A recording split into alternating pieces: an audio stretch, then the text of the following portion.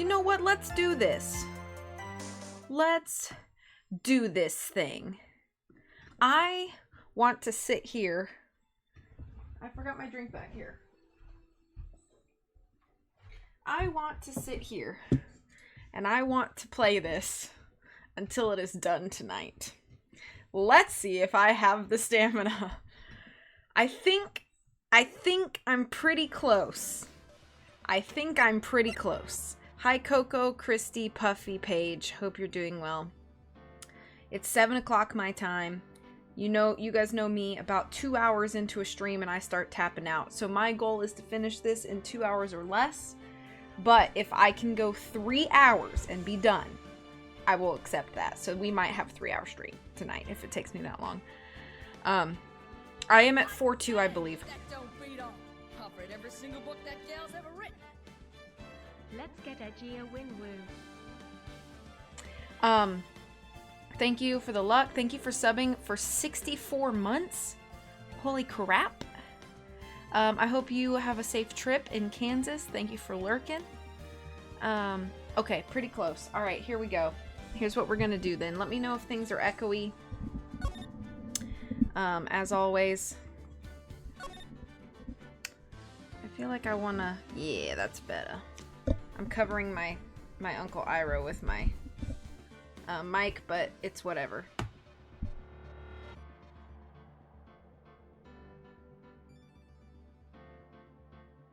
The windsock on my mic was falling off. Okay.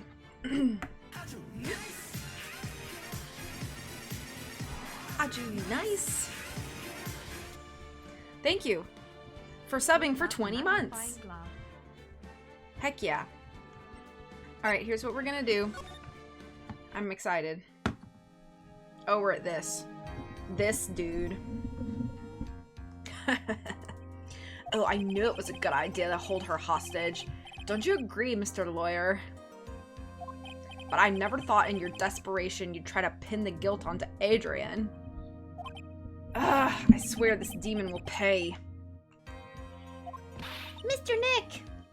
Pearls, where's Mia? I don't know. A really strong power suddenly called her away. A really strong power?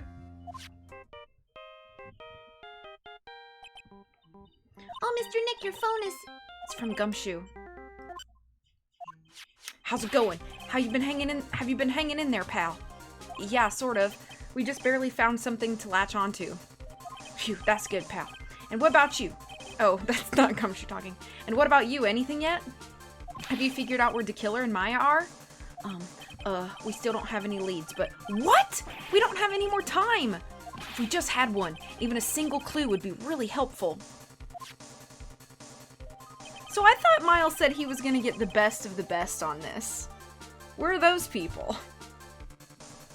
I was only able to come this far because I kept thinking to myself, I've got to keep the trial going until Maya's been rescued, but have I just run out of luck this time?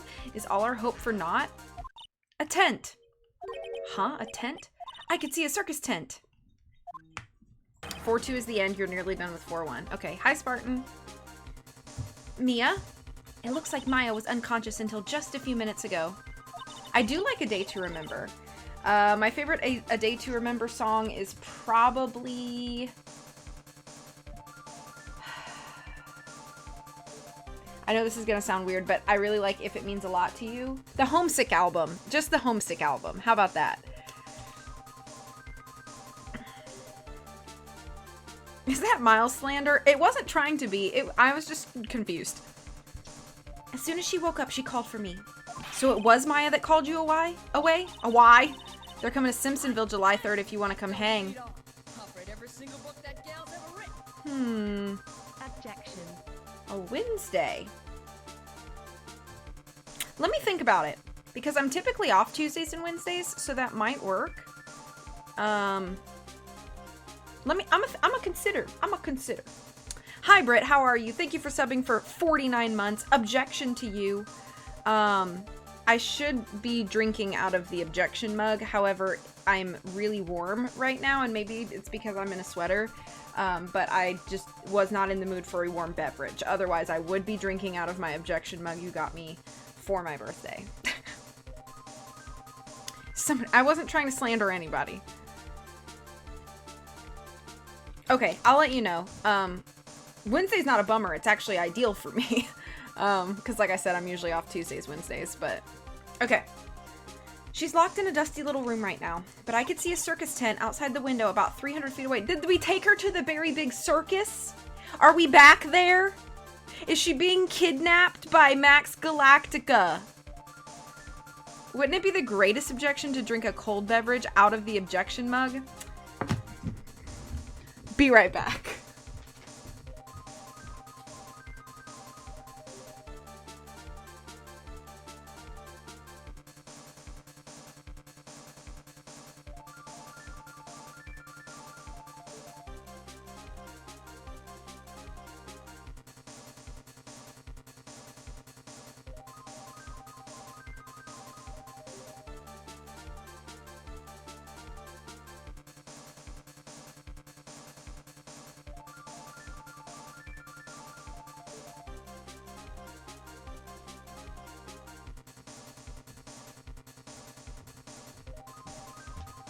Boom, baby.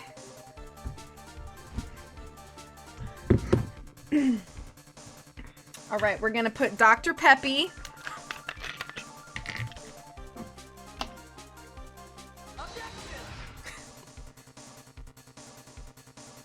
Oh, that fills almost perfectly too. Delightful. Take a distinguished sip. Mmm. Fantastic, delicious. Okay. Gumshoe, is there a circus in town right now? There's only one, pal. The very big circus. I knew it! Maya is somewhere within a 300-foot radius of the main tent. What? Okay, hold on a sec, pal. Hey, draw a circle on that map about a 300-foot radius from the main tent. Hurry. And? I could see a mailbox under the window, just outside. Gumshoe, there's also a mailbox. Okay, what else? What else, Mia? I'm sorry, but it was a very small window. I couldn't see anything else. It felt like I was in an old office building, maybe the 3rd floor or so. I heard her, an old office building. Good stuff, pal. Okay, just hang in there just a little longer, pal. Wish us luck. Good luck. I'll call you later, so don't let your battery die, okay, pal? Mia, Maya's not hurt, right? She's in a pretty bad state, Phoenix. She's being starved. Gumshoe, please hurry. Looks like we're out of time. Are you alright, Phoenix? It's only a matter of time before Maya's rescued. I can do this. I just have to make this trial last a little longer. March 23rd. Oh, it's almost March 23rd. That's Saturday. 12:05 p.m. District Court, courtroom number 3. Court will now reconvene. The killer, the man who murdered the victim, handed this to his client. From this, one obvious question arises. Why this particular item? I believe the answer to that question will provide us with the name of the real culprit. Now then, the prosecution calls the defendant's manager, Adrian Andrews, to the stand. Currently, the witness is accused of tampering and obstruction of justice. However, you have been called to the witness stand today to ascertain who exactly is guilty of murder. I understand. Very good. Now, have you ever seen this bear before, Miss Andrews? Of course I have. You have seen it before? That's right. It's only natural that the witness has. Miss Andrews, could you please enlighten the court to this bear's secrets? Well, he gets really gassy in the mornings. That's a secret. And then, he has murdered 2 people, both accidentally. I mean, what does he mean? The bear's secrets. Why does she... Oh, was it a Rocky reference? I don't know. Actually, this is an elaborate puzzle. If you know the correct order, it can be taken apart one piece at a time. At its center is a small cavity with just enough room to store a small item. Because of its complexity, if you don't know the order, you can't open the bear. You really can't tell that it's a small jewelry box just by looking at it.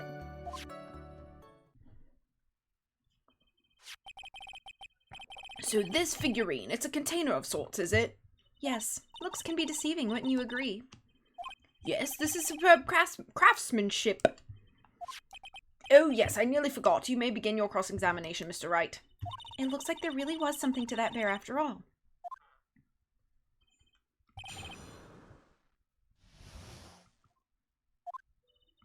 Actually, this is an elaborate puzzle. Okay.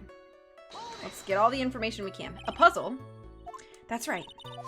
But it looks like an ordinary figurine. True enough. To people who don't know, I'm sure they would never guess that this was a puzzle.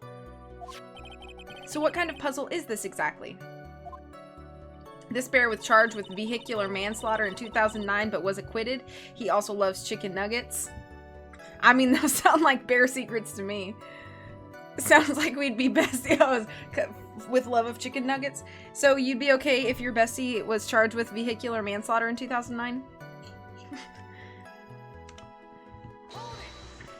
So you can take it apart, and how would one go about doing that? Well, you first turn its tail to the right and then push it in. Oh, yes, I see. After that, the arms and legs are free to move and can be removed. He was acquitted. It's fine. Okay. That's fair. Okay, alright. Ooh, this is most interesting. Boy and his new toy. It's like he's 5 all over again.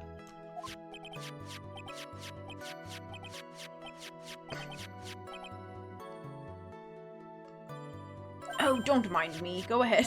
Carry on. I think he's lost it. So what do you find after you take the puzzle apart? Me with my McDonald's Twinkle Toe keychain. Thank you for shouting out, Britt. And how do you know about this? I know because I was the one who bought it. Huh? It was a souvenir from when a friend and I went to Switzerland. Then this was a present from you? That's right. It was a puzzle in the shape of a bear, so I thought it would be perfect for Juan. Thank you for shouting out, Coco. So it was a present from Miss Andrews. Witness, let's continue with your testimony.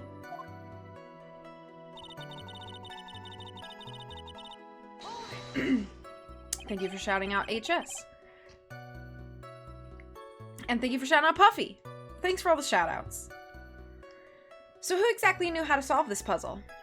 Only the two of us, Juan and myself. It was a souvenir from Switzerland, so I doubt there are that many people with this same bear in this country. But this looks like it can be easily broken.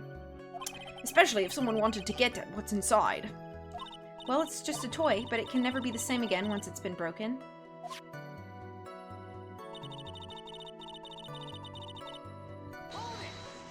Who else knows that this bear is actually a small container or jewelry box? I never told anyone, and as long as Juan never told anyone either, then the two of us knew. The two of you, huh? Then of course that means Mr. On Guard didn't know, right? I think this is about all I'm gonna get for now. Figurine updated in the court record. Well, Mr. Wright, why am I talking like the judge? I think even you have come to realize that there is one very important fact that we have uncovered, and that is this. This bear is actually a jewelry box. Now that we have agreed to this point, there is only one logical question that can come next, and that is this. What is inside this box? What's inside? That's right. I love that, like, Miles is like, he knows what we're trying to do, which is to just stall for time. And so he's like, yes, so this is an important point. And that point leads us to this next important thing that we need to talk about in length, because it will definitely give clarity to this situation. Oh yes, that leads us to another fantastic point that we should obviously explore. Like, I freaking love that. My judge voice gave me that year-long vocal strain. Oh. Yes? You are the only one who can open this. Please.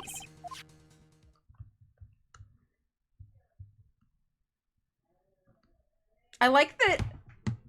Okay, I've got to recreate. All eyes are on Miss Andrews now. She solves the puzzle and takes the bear apart. I'm not pressing it, but it's just going forward. Click. I love that that Miles is standing like this. And Phoenix is standing like this. Like, I just think that's really funny. Click.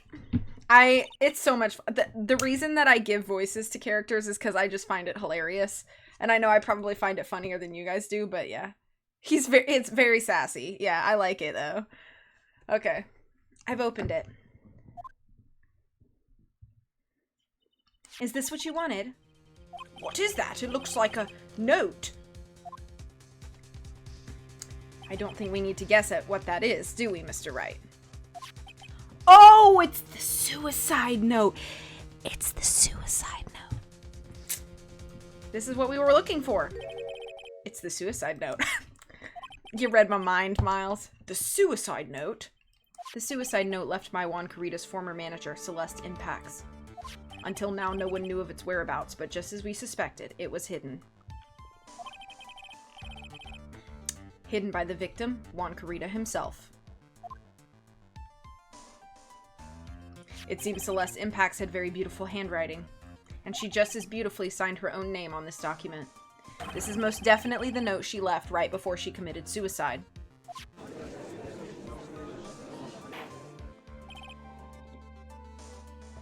Order! Witness, did you know about this? Yes, I did. I heard all about it from Juan. When I discovered his body, I looked for the bear.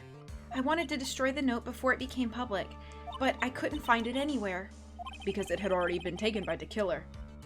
Everything is going at Mr. Edgeworth's pace. So now that the suicide note has been found, what's the next logical question? What is written on the note? That's right. At least that's what I would think. Now then, I believe it is only appropriate the contents of this note be made known. The sewer slide! Yeah. I can't stop you, can I? I went through so much just to get my hands on it, and I was going to burn it for her sake. I'm deeply sorry, but I can't allow you to persuade me to stop. Your Honor, if you could please read the contents of the note aloud. Very well. I'm curious what it says. The judge's voice rang loud and clear through the deathly silent courtroom. In her note, Celeste Impax left to us a record of all that had happened to her.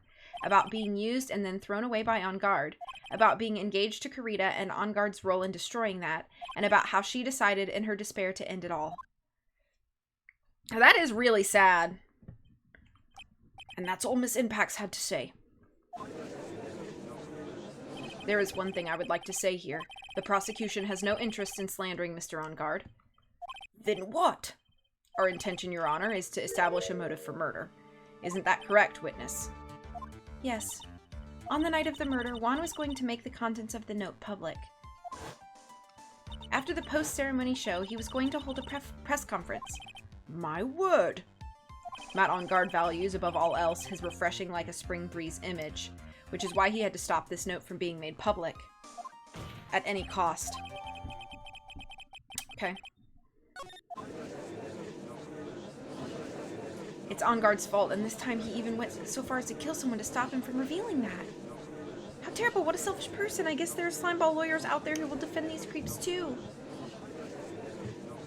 There is no room for doubt here. Mr. DeKiller's client's goal was to obtain this suicide note. And the only person who needed this note that badly is the defendant. Let's not forget that the bear with the note inside was found at the defendant's house. It seems that we have come to the truth at last. The defendant's motives was entirely selfish. He deserves no sympathy from anyone. Ugh, am I supposed to escape from this one? Why the hesitation, Phoenix? Gumshoe hasn't called yet, so you know what you must do. I know. I have to carry on and buy him some more time. Okay, there are two deadly pieces of evidence, the figurine and the suicide note. Maybe, somehow, I can find a way out of this situation through one of those. The gavel is already in the judge's hand. Phoenix, hurry. The suicide note or the figurine? Which one of these should I pursue? Ah! Save.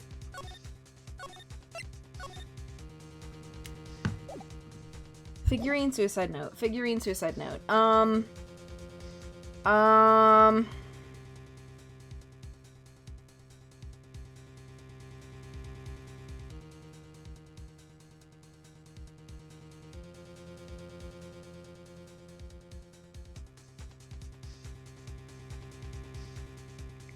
No, I don't want to flip a coin. I'm trying to think through because I'm sure one answer is correct and the other is not.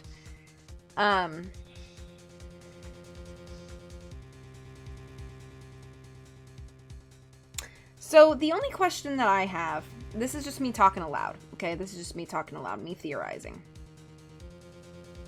Figurine Suicide Note as a band name absolutely slaps. Yeah, it's like Strawberry Lumps or whatever from iCarly. Anyway.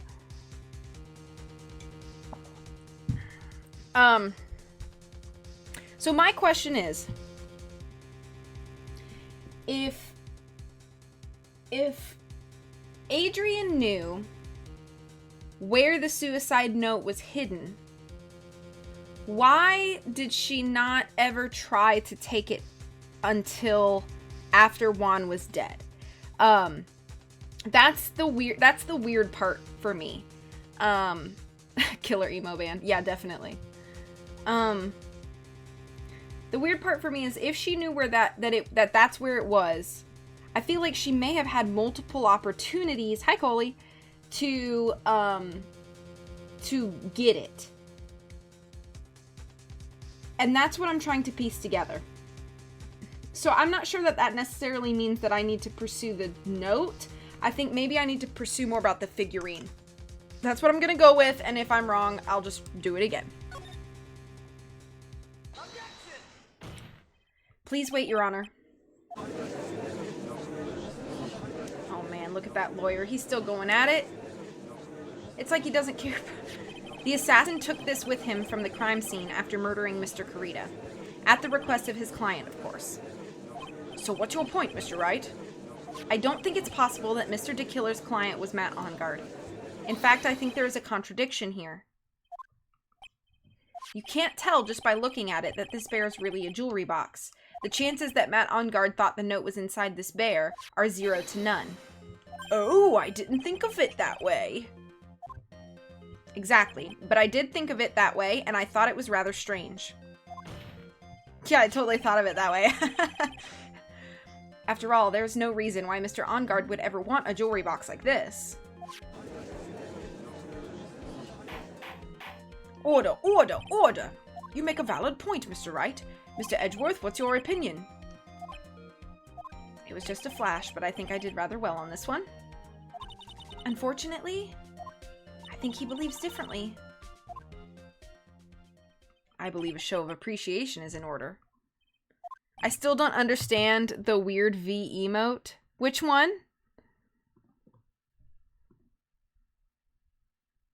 Which one don't you understand?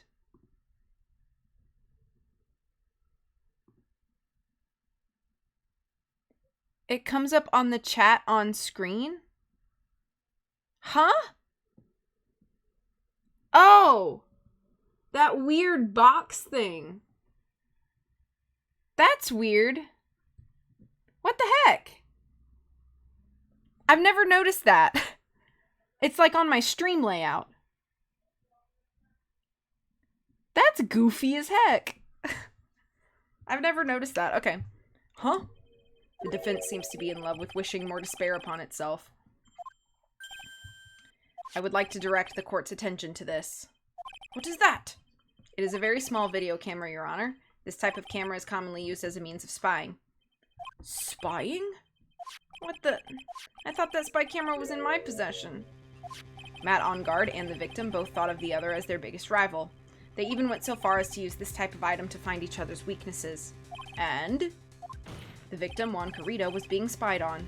His personal life was being watched by none other than Matt Engarde. Order! Order! Mr. Wright? Yes, Your Honor.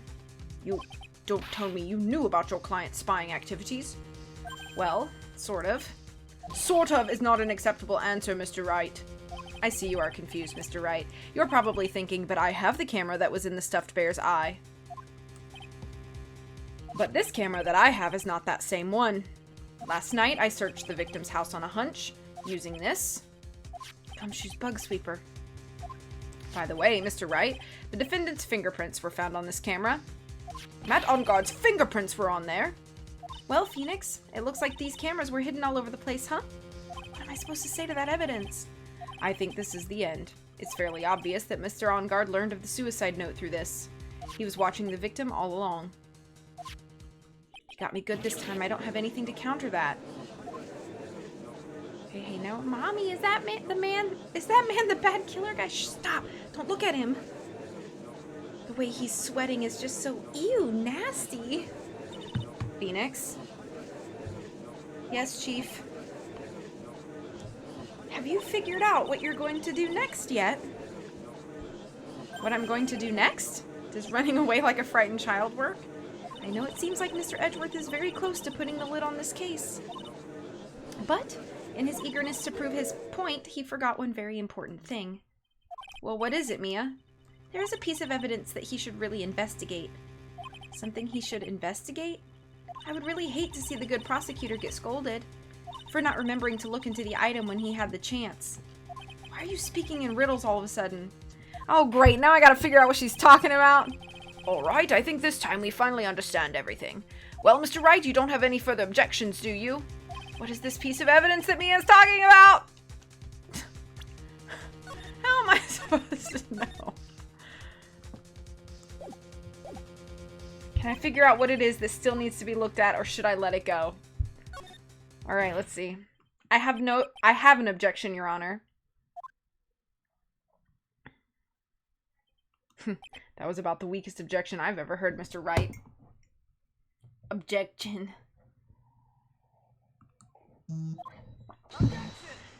Your Honor, the defense has no intention of letting this go so easily. You are beginning to sound desperate. That's just your imagination, Your Honor. I'm not desperate. Mr. Edgeworth, this is not like you at all. In your eagerness to prove your point, you've forgotten one very important thing. Hey, isn't that what I just said? So you're telling me that I forgot something? You're so close, Mr. Edgeworth. Sing Let It Go? Which Let It Go?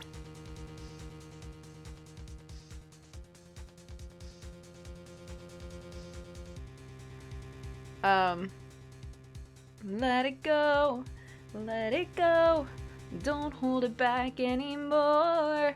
Let it go, turn away and slam the door. I don't care what they're going to say. Let the storm rage on. The cold never bothered me anyway. I started a little low, but... Alright, what, examine my 20s badge.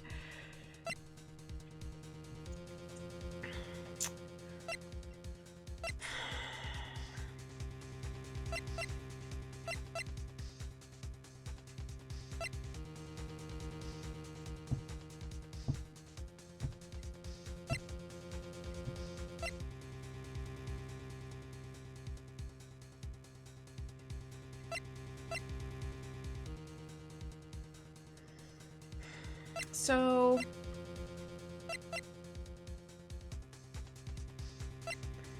Bro, I don't even know.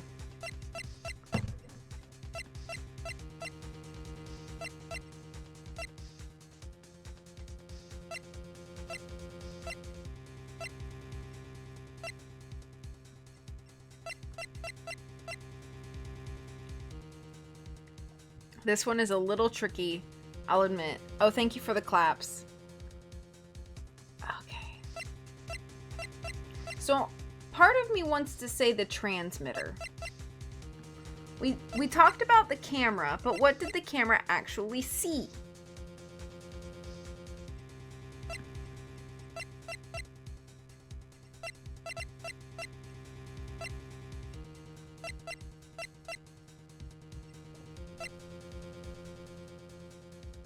Also, hi Sly.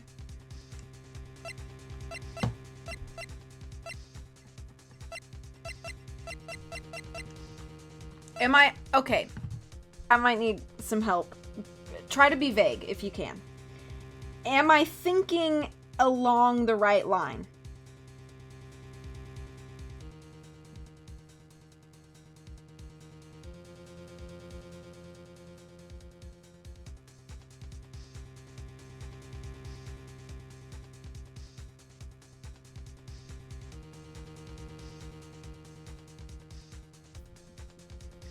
As in looking at the footage, yeah.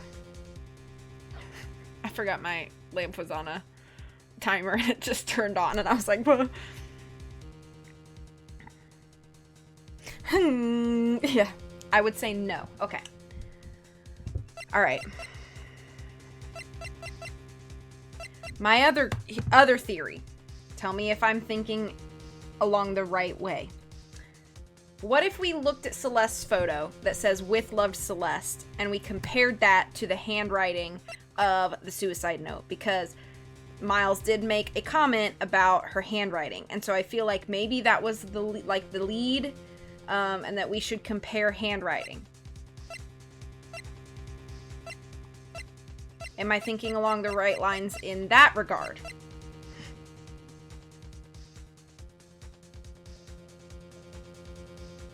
You're really close with that. Okay. So...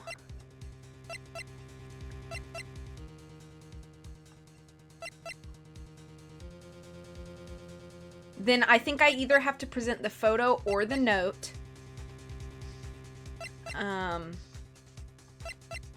I'm going to start with the photo. Okay, not that one. Because the music didn't stop.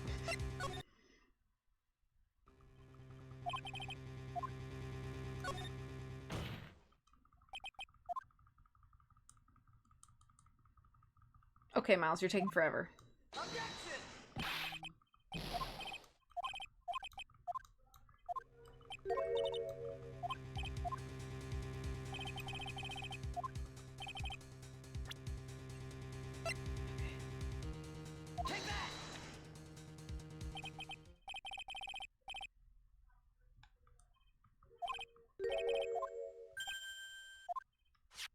This suicide note was found inside this bear, but this bear was in my possession until only a few moments ago, which means the handwriting on the suicide note has yet to be analyzed.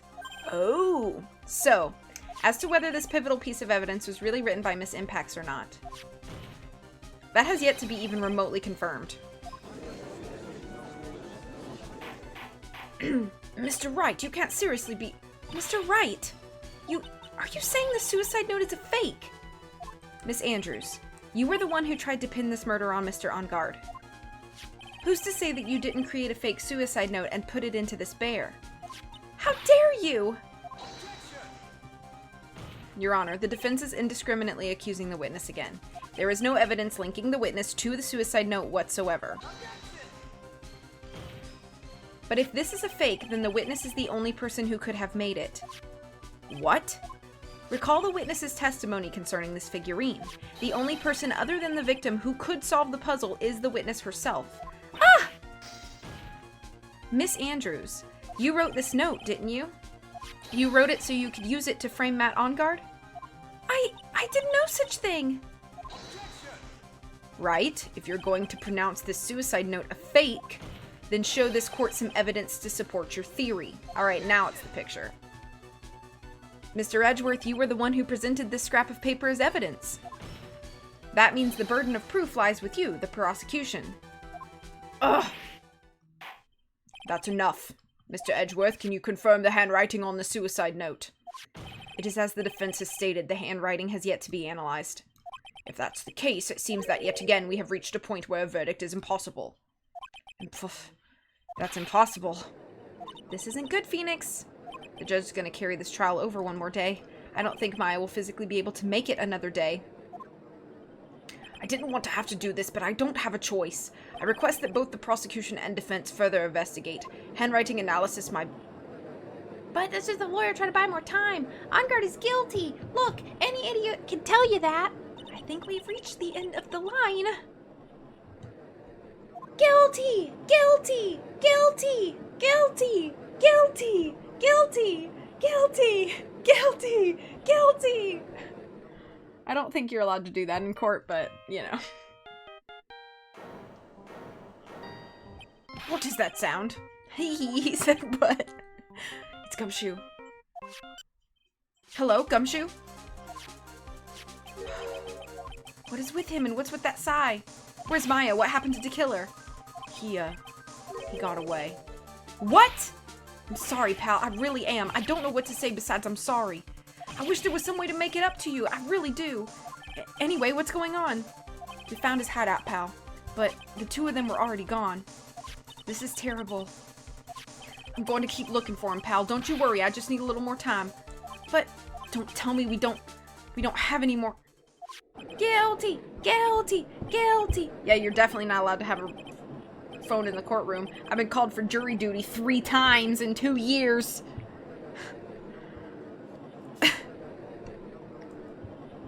Do you hear that? They're calling for his head. Mr. Wright, I can't... For us to come this far and... Oh! What is it? Let me talk to Mr. Edgeworth. I can't do that.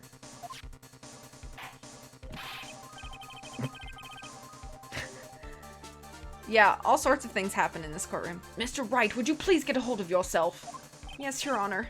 I'm about to end today's proceedings. You may take your phone calls after. Hold on, Your Honor. Edgeworth, catch. Mr. Edgeworth. Please, you gotta buy us some more time. Court is in session. I'm sorry, Your Honor, you were saying? Mr. Wright, this is a court of law. I'm sorry, Your Honor, but... I'm reluctant to do this, however. It appears that I have no choice but to suspend proceedings until tomorrow. This time I really can't do anything. Court is now adjourned for the day.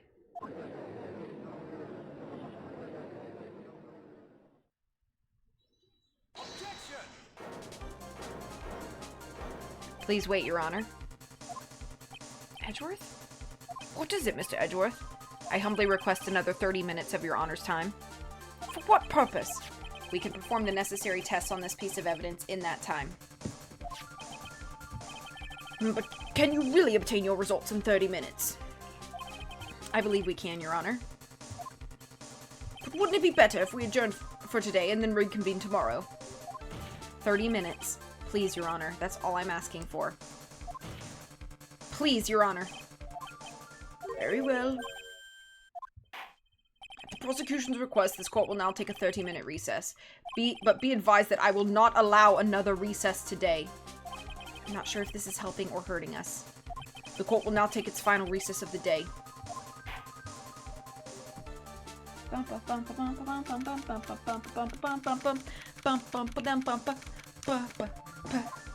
Right. Well, what's going on with Maya's situation? The killer, it looks like he got away again. 30 minutes? We can't find her in that time. Ugh. Report. Ah, is that Mr. Edgeworth? We don't have time, just spit it out. Right. It looks like we just missed him, sir.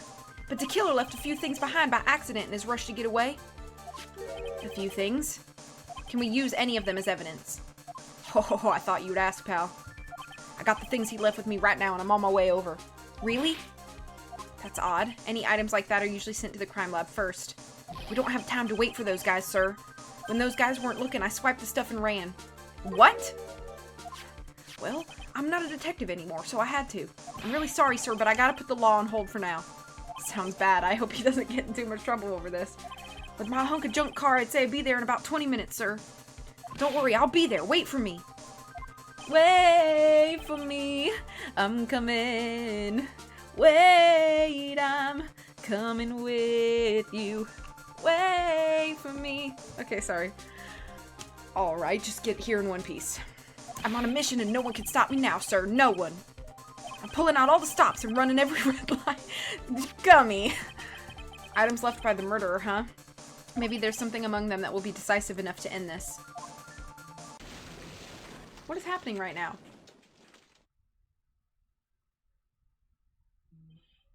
Hey, what's wrong? Detective Gumshoe? Answer me. No one can stop me. Did he get in a wreck? Did he get in a wreck? Did he get in a wreck? Me when my mom leaves to go to the store without me and I want chips.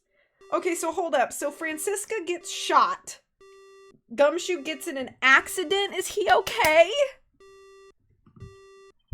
What happened? It sounded like he had an accident. I'm guessing his cell phone broke as well. What was he thinking? We gotta hurry and call for help. But we have no idea where he is. His cell phone is broken, and he wasn't driving a patrol car, so no radio either. Also, if we don't get to those items before they do, the police will take possession of them. No, we can't let that happen! Well, if there's a way we can find out where he is, then we stand a chance. Sometimes you gotta get shot and or in an accident, you know? Those are not activities that I want to partake in any given time. But whatever floats your boat, Storm. How you doing? Why, oh why did Gumshoe have to get into an accident now? Is there any way to find out exactly where he is at the moment? Well, we know he was coming from around the circus, right? So what's the straightest route from the circus to here? Not a personal hobby, no. But no judgment if that's your thing. That's right, there's a way. What? How? I'm sure we can find out where Detective Gumshoe is through this.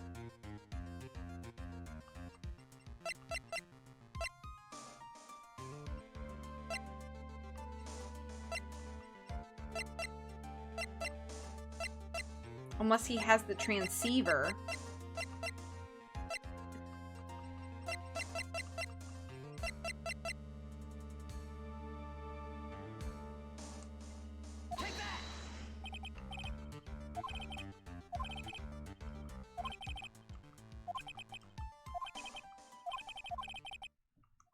Did I do it wrong?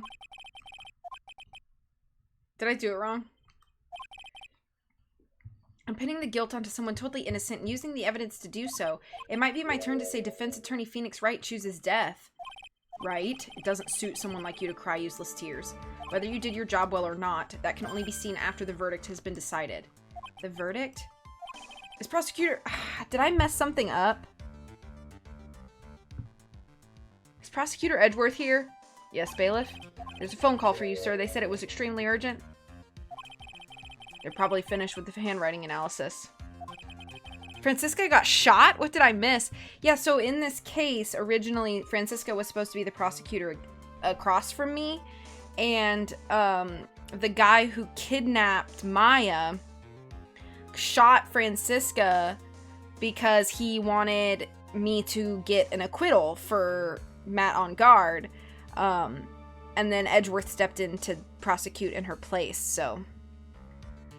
I have to go take this call. In the meantime, think hard about what it is you must do. I really hope that I didn't mess anything up.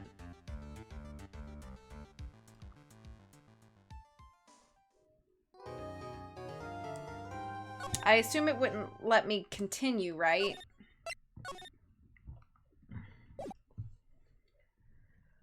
March 23rd. Court will now reconvene. I assume both sides are ready? Yes, Your Honor. Yes, Your Honor. I can understand the defense acting like this. However, why do you also seem distraught, Mr. Edgeworth? That is... It's nothing, Your Honor. What's wrong with Edgeworth? It looks like something unexpected just happened to him. Now then, Mr. Edgeworth, if you could please tell the court the results of the handwriting analysis on Miss Impact's suicide note. Okay, Sly, have a wonderful night. Thank you for popping in. Yes, Your Honor, unfortunately, we have discovered that this suicide note is a forgery. What? What do you mean, Mr. Edgeworth? This note was not written by Miss Impacts herself. It is a fake. Edgy's a tiny bit constipated. It happens to everyone. Yeah. Eat your fiber, guys. Order. Mr. Edgeworth, would you care to explain what's going on? If this was not written by Miss Impacts, then who wrote it? We would need more time to do a detailed analysis, however. It appears that the handwriting matches that of the victim, Mr. Juan Carita. What? Maya says he's emotionally constipated. Mr. Carita? Well, well. It looks like Miss Impacts never left a suicide note after all.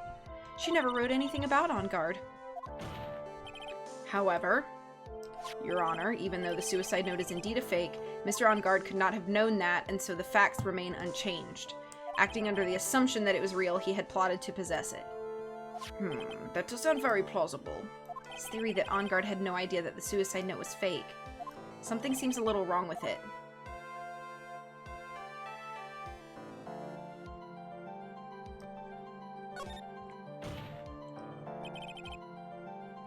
The defense believes that the theory... Saving again. Okay. The defense believes that the theory the prosecution has started contradicts testimony. If everything the prosecution has proven up to this point is true, then it is impossible for Mr. Engard not to have known that it was a fake, because he had this. Well, Mr. Edgeworth, your response? I believe that even more important than finding out if this note is real or not, is whether the attorney's badge pinned to that man's chest is real. That is the million-dollar question. What? Did I mess up? Shoot.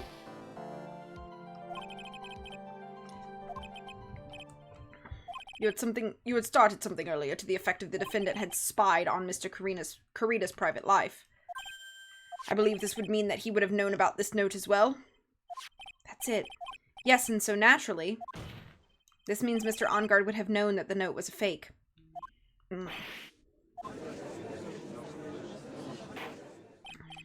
See here, Mr. Wright. Yes, Your Honor? I was the one who thought of the spying thing. Jumping in and stealing my thunder like that is simply... I can't even describe it. Yes, sorry. I could have even bragged about embarrassing Mr. Edgeworth to my grandchild had you not. For that, I assign you... I lost 4 things just for talking. Hi, Vand. How are you? I like this sweater. It's very cozy. It have these cool arm patches and these buttons that I like. Thank you. It was kind of chilly today, so I was wearing something a little warmer. So then, the defendant knew the suicide note was a fake. And if it's true, then the situation has suddenly changed in a very dramatic way. Exactly, Your Honor. The prosecution's theory as to what Mr. Engard's motive for murder was, it has suddenly disappeared into thin air. But, Your Honor, it's not as if Mr. Engard monitored Mr. Karita 24 hours a day. Perhaps the victim wrote the note in a place Mr. Engard didn't know of.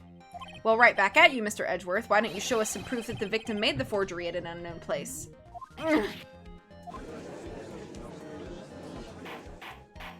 Order, order, Mr. Edgeworth. It looks like this time it is you who has dug his own grave. As I figured. Huh? As you figured? As I figured, it came down to this after all. Mr. Edgeworth, you're not making any sense. When I heard the results of the handwriting analysis, I thought this might happen. The question is, what next? What next? If the prosecution can't prove Mr. Engard's motive through the evidence, then we must prove it from another angle. Well, I agree with you there. Your Honor, the prosecution would like to call a witness to the stand at this time. Oh, well, that's fine. However, this witness is a little unusual. Edgeworth stuttering? This is not like him at all. Unusual? Well, what sort of witness is this person, Mr. Edgeworth? This witness is the one who is perfectly fit to answer once and for all the question of who was it that hired Shelley DeKiller to commit murder. That's impossible. No such person exists who can answer that question with such certainty. Yes, Mr. Edgeworth, who is this witness? Yes, go on, who is it? The man himself, Mr. Shelley DeKiller. Oh, Mr. DeKiller. Wait, Shelley DeKiller? How did he get here? You mean the killer? I mean the assassin. Yes, Your Honor. He's coming here to the witness stand. Well, yes, in a manner of speaking. I recognize that this is a very unusual circumstance, so I ask for your permission. Well, Mr. Wright? Yes? Is this all right with you? Do I have a choice here? I can't really do much else to drag this trial out. The defense has no objections, Your Honor. I wonder if it really is all right to do this. Very well, then the prosecution calls its witness to the stand. Edgeworth, is there no other way left to us? Now then, witness. Your name and your occupation, please. Very good, sir.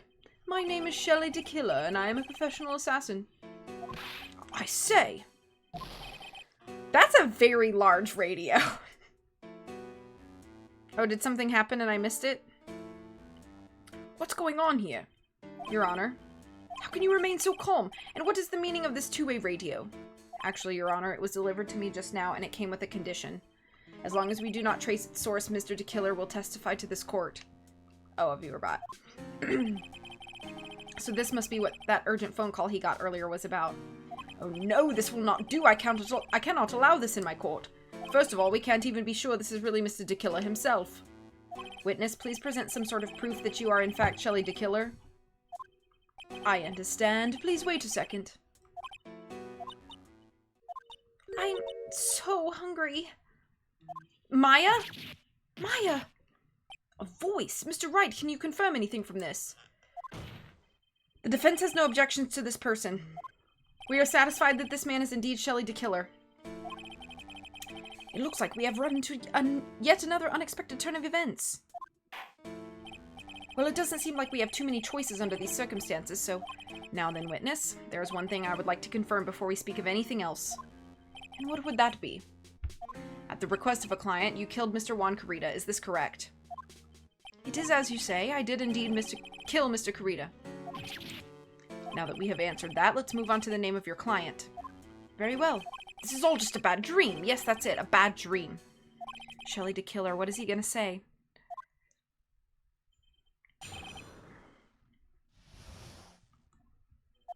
There is something I must first state. To an assassin, nothing is more important than the trust between a client and himself. And that is the reason I am here today on this witness stand. It is my wish that you grasp this concept before I give the name of my client. Mr. DeKiller seems to be a very clever man. I'd almost say he seems to be mocking us. While he may appear to be our enemy, Your Honor, Mr. DeKiller is only stating the truth. He is no hypocrite. He has always stood by this one belief. You mean about this trust between his clients and himself thing? There seems to be a level of trust beyond what people like me can comprehend. Well, Mr. Wright, are you ready to cross-examine the witness? Yes, Your Honor. There's no way to know what's coming next, so stay cool and collected, Phoenix. I'm nervous.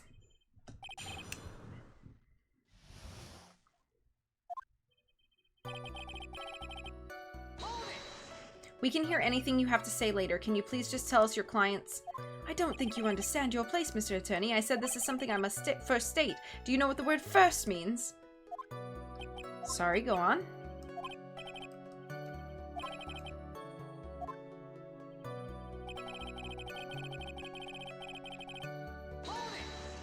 The trust between you and your client. I provide my services in a fast and efficient manner. In exchange, I trust that my clients are discreet about me and my identity. If too many people knew my face, it would be quite troublesome. And that is why you're testifying in this manner. This is the first time one of my clients has ever been accused of murder. I must preserve the DeKiller name so my clients can trust me. But couldn't someone stab you in the back and break your trust? It has never happened before, but if it ever did, yes, that person wouldn't be my client for very long. They would certainly... That's enough, please, no more. Very well, it was only a hypothetical anyway.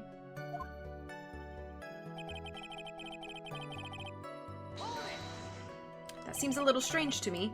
I mean, you're about to tell us the name of your client. I would think that this would be very bad for them. It doesn't matter to me. This client has already broken the rules and acted outside of their prescribed role. Their role? This person tried to implicate another of the crime in order to save themselves, and this is a trespass that cannot be forgiven. Who gave you the right to be so high and mighty? To the gentleman who spoke just now, excuse me, but would you care to die? No, I don't think you can just threaten the judge. I didn't say anything. The judge had better watch himself.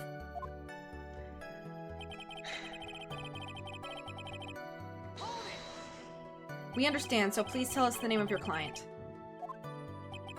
I'm afraid I cannot do that. I still have a few things to say before I do.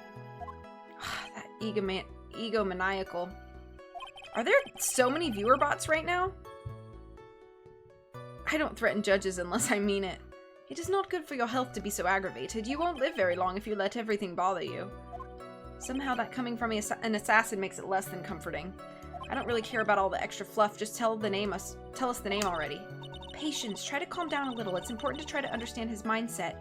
He seems very steadfast and close, so you're gonna have to work to get him to talk. I'm not his therapist, you know. So I need to present something.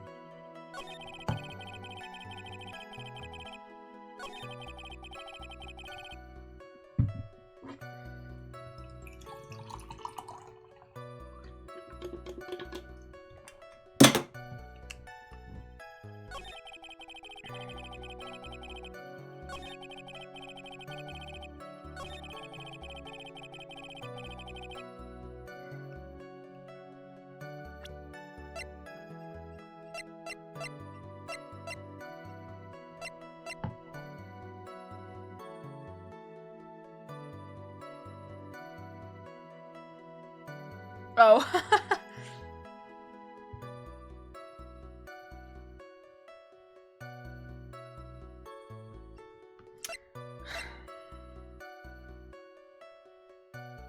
Okay, I need another vague, am I thinking the right way or not, help. Does the picture card have something to do with this? Because it's the only thing that I can think that technically traces... Actually, maybe not, because Miss Andrews was carrying it.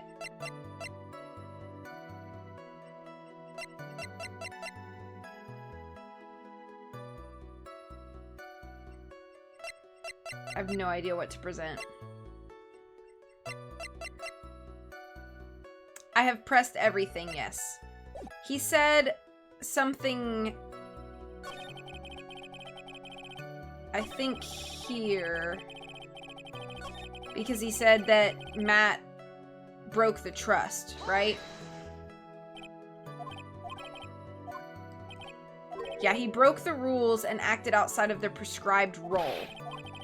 He tried to implicate another of the crime in order to save themselves. It's a trespass that cannot be forgiven. So...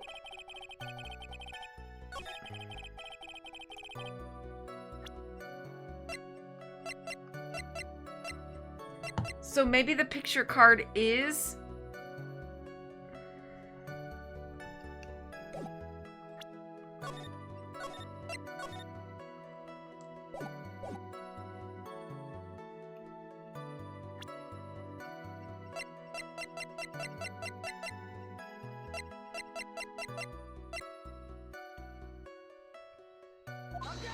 Nope.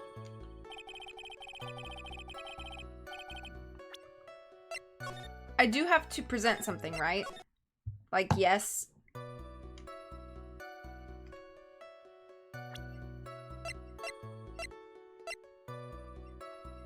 No. But he just keeps going over... He just keeps saying the same things over and over.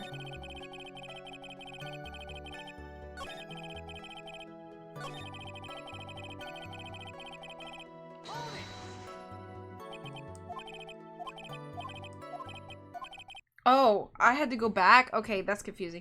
You said your client had already broken the rules. A person who frames another is the worst kind of human. And that's why you feel you can betray this person? I have no trust relation with a client who can't understand their assigned role. Just my luck, an assassin with a conscience. Who would have figured? Now then, everyone, do you think you can understand my logic? This case just keeps getting better and better. If you can't, then I'm afraid we can't proceed. Everyone understands your point, I think, really? In that case, I believe I am prepared to disclose the information you seek. You've made it crystal clear that you value trust over all else. I believe we are ready. Excellent. And that is the reason I am here today on this witness stand. Now then, I do believe it's about time I revealed the name of my client. Don't you agree? What is it? Now I can't bring myself to ask the client's name. If you can't ask it, Mr. Wright, then I will. Witness? What is the name of your client who requested the murder of Mr. Juan Carita? That person's name is... Adrian Andrews! But hang on a second. Now I'm mega confused because... Matt pretty much admitted that he did this. So now I'm very confused. Now I'm confused times 6. I don't understand. I don't understand. What? Witness? That's not who you told me it was earlier. Pray tell, what are you talking about, Mr. Prosecutor? I should think I know my own client, and it is Adrian Andrews. What? So who did he talk to before? This can't be. On the phone earlier. What's going on here? My guess is that Mr. DeKiller just stabbed Mr. Edgeworth in the back. Stabbed Edgeworth in the back? I'm sure in order to get an audience with this court, Mr. DeKiller told him a different name. Matt Ongar, perhaps. I knew it. This is outrageous. I was deceived. This witness is telling a very serious lie. But you were the one who summoned this witness. Ugh. Ugh, you Shelley DeKiller. My testimony is the truth. The defendant at the moment is Matt Ongar. Am I correct? All I wish to do is help procure his acquittal. So either he's mega lying. He's gotta be lying. Wow, all of a sudden it feels like we can actually win this. Yeah. He's gotta, why you always lying? The prosecution has failed to provide a motive and has instead provided this suicide note, which is a forgery created by the victim. Furthermore, there is a possibility the defendant himself knew it was a fake, but most definitive of all, we have heard from the assassin himself the name of his client. Mr. DeKiller's client who requested the murder was not the defendant at all. No. With all this evidence, it is obvious to me that this means that Mr. Matt Ongar is innocent. Well, that's not what we wanted. I seem to have caused you all a bit of confusion. Please, continue your discussion and call me when you have reached a verdict. Bailiff, please bring Miss Adrian Andrews in immediately. What now? With the way this is going, Ongar will be found innocent. This may be our last chance to save Maya. Yeah, but Edgeworth is right. The killer is lying. And Ongar, my client, I know he's guilty. Can I live with myself if I win this? Who would have believed that the prosecution's own witness would absolve this defendant? Your Honor, the prosecution requests permission to further question the witness. Shelley DeKiller is certainly lying. It wasn't me. Listen, everyone, please. That testimony just now, it was all one big lie. Miss Andrews, the suicide note may have been a fake, but that man, Matt, he's the reason Celeste died. And Juan's death, it was all because he got pulled into Matt's twisted world. That testimony just now, you have to believe me, it was a horrible, horrible lie. But Mr. DeKiller himself has testified. He has named you as his client. No, that's not true! Also, there's quite a bit of evidence that points to you. The knife and button, donning the Nickel Samurai costume. But that's... You even have a motive. We know that Miss Celeste Impax was a large part of your life.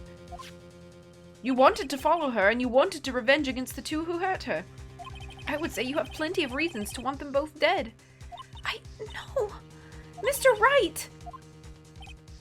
You know the truth. Tell them. Tell them the real story, who the real killer is. Tell them. Please, help me. I feel like I have to. Like, I know Maya is being kidnapped, but like, I feel like I have to. I feel like I have to. Yes, I know the truth. Mr. Wright? Yes, Your Honor. I believe we have reached the end of this trial, therefore I ask the defense for any final words or opinions. I have to decide. Do I take the not guilty verdict and save Maya, or do I throw this chance away and wait for Gumshoe's new evidence? What am I supposed to do?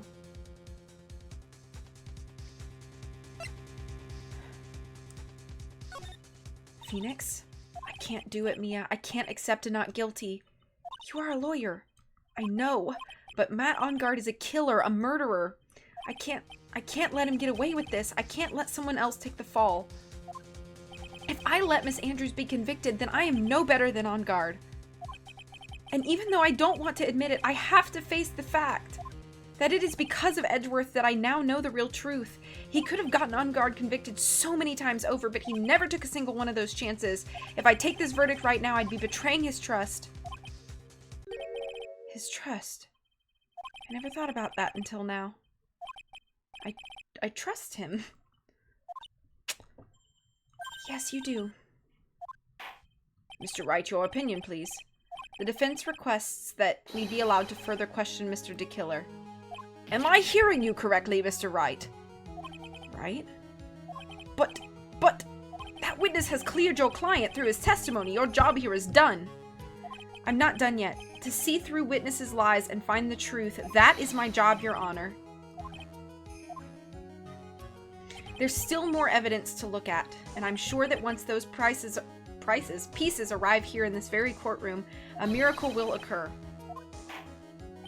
Very well, the trial will continue. Mr. Edgeworth, please re-establish connection with Mr. DeKiller. Right away, Your Honor.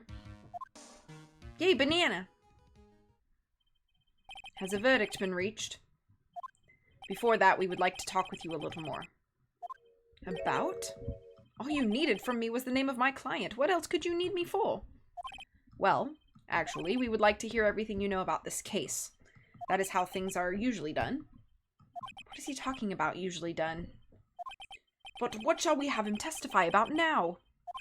Mr. DeKiller, if you don't mind, please testify about your client in more detail. You legal people and your procedures. Is it any wonder no one likes to go to court?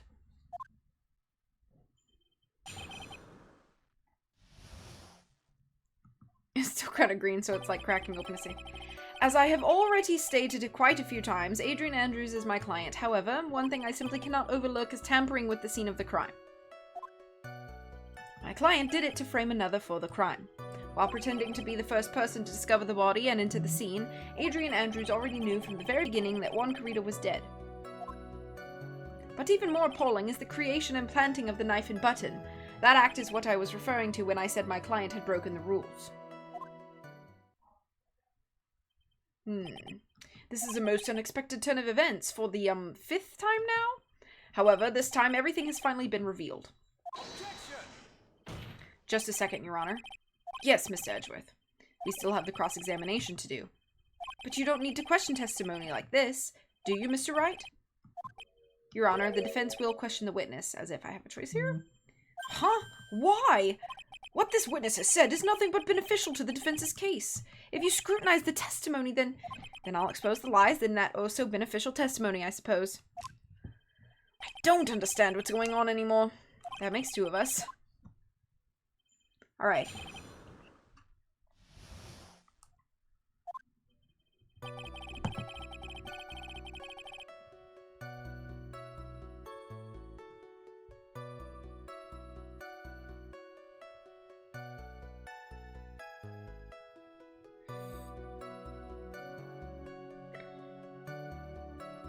Sorry, I was just checking, make sure nothing of that.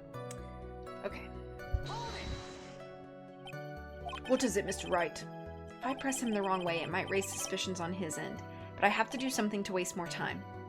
Witness, about requesting a hit. Yes? How much is your fee? I see you are also quite a dark-hearted man, Mr. Attorney. Huh?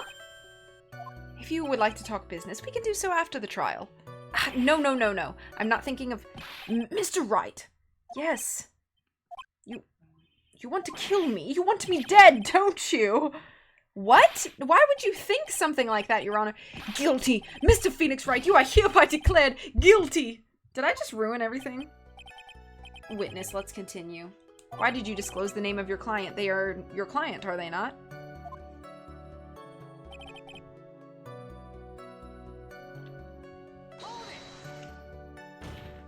I would think that most people wouldn't be able to overlook a person hiring another to kill.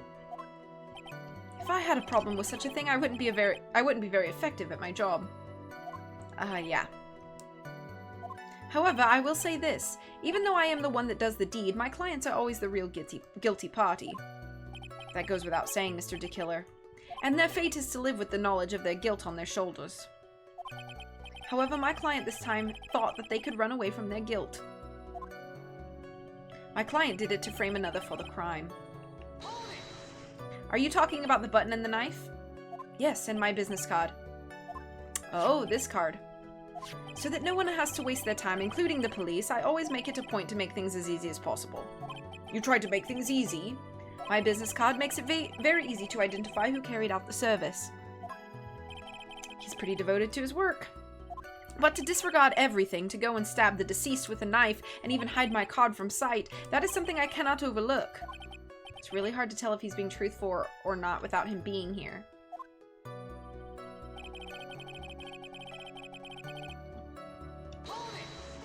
So you're saying most clients wouldn't do such a thing? Monkey noises in your hallway? Go look and see if there's a monkey. That is correct. Usually, most people try to create an alibi for themselves. If you should use my services, Mr. Attorney, I would suggest you plan for your alibi, too. No, I already told you I have no intention of using your services ever. Why does he keep looking at me like I'm the one on trial here? From the very beginning? That is correct, from before my client visited the room. All of my clients know precisely what the situation is at all times. I wonder if that's really true. That's odd. But even more appalling is the creation and planting of the knife and button. So why do you think your client did that? What do you mean by why? Well, fiddling around at the scene of the crime is pretty risky. And why would someone who has requested a murder go to the crime scene anyway? That is true. I assume it was probably done to frame Mr. On Guard. If that's the case, then why didn't the person just request that you do it? Sadly, that is not possible. Huh? My job is to kill, that is all, and to leave my business card behind naturally. The business card is so my clients may escape blame. To protect them is my duty. Even if they say it's for revenge, setting someone else up to take your fall... That act is what I was referring to when I said my client had broken the rules. Sorry, my thing is goofy. Okay, I had to fix mine. And that is all you have to testify? Yes, and I pray that I will never be called to the stand again. Again? As in you plan to continue? I must, as I have yet to find a person to take my place and become the fourth successor. Actually, how would you like a new life, Mr. Attorney? Excuse me? No, I'm fine, really. Are you really now? Wonder what kind of man the judge thinks I am now. What are you gonna do now, Phoenix? All I can do now is expose the lies. That's true. However, you realize that that will be very bad for our client, right? I'm so confused. But the one thing I know for sure is I can't let this trial end yet. Alright. So do I need to press something again? Or do I need... Is this an evidence presenting section?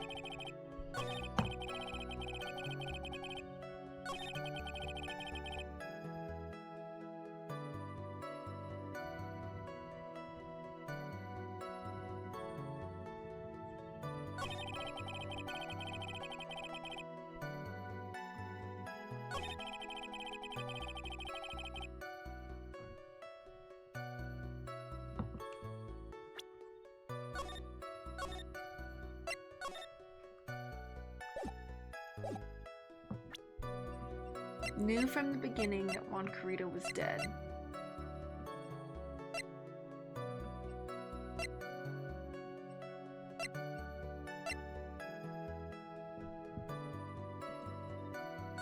Okay, thank you for checking.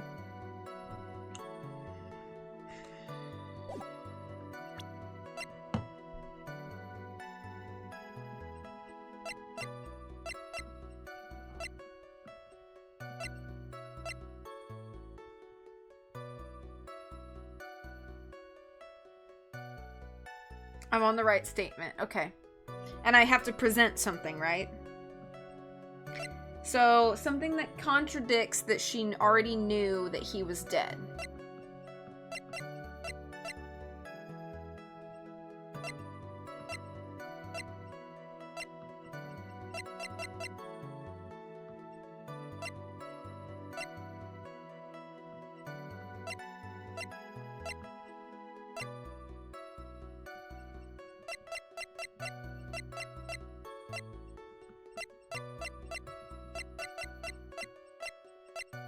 I'm thinking either the juice or the camera.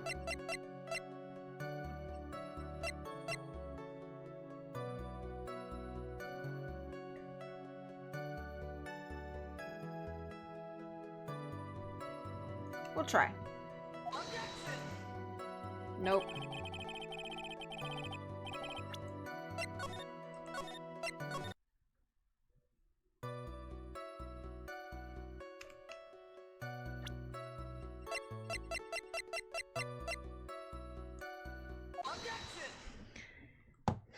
Thank you so much for taking the time to testify, Mr. DeKiller. What is the meaning of that attitude? When Adrian Andrews entered the victim's room, your client had no idea that Juan Carita had been murdered. But how? How do you know that? From this wine glass, Your Honor. The glass? Mr. De Killer's supposed client thought Mr. Carita had only fainted, which is why this glass of tomato juice was poured for the victim. But isn't that just a part of Adrian Andrews' calculated plan? That is not possible, Your Honor. This glass bears the fingerprints of that person. Had this been planned, they would never have left their fingerprints behind. I see your point. Mr. Edgeworth, what is your opinion? Strangely enough, I had the same exact thought just now. Witness, how do you explain the strange phenomenon? Isn't it a waste of time to ask about such a minor detail? It's not a very important point anyway, correct? Every point is important. I'm afraid you are mistaken. If Adrian Andrews really is your client as you claim, then your client should have had knowledge of Mr. Carita's death. If not, then that can only mean that Adrian Andrews was never your client at all. How strange. Yes? Why is it that the attorney has yet to raise an objection at this absurd situation? Phoenix, if the killer figures out what we're up to, we're in real trouble. Yeah, I know. Mr. Edgeworth, I'm surprised. You know you can't say things like that without any evidence. Ah, sorry. Well, that was awfully weak objection for the two of you. Anyway, I am positive there was a contradiction in that testimony. The prosecution requests further testimony concerning when the request was taken. Very well. Right now I have to buy us more time while we wait for the items the killer left behind to get here. What if Gummy's just like dead on the side of the road? What if he's just like dead on the side of the road? And I messed up earlier about not being able to find him. I just know that the very outcome of this trial lies with those items. My lips are so chapped right now.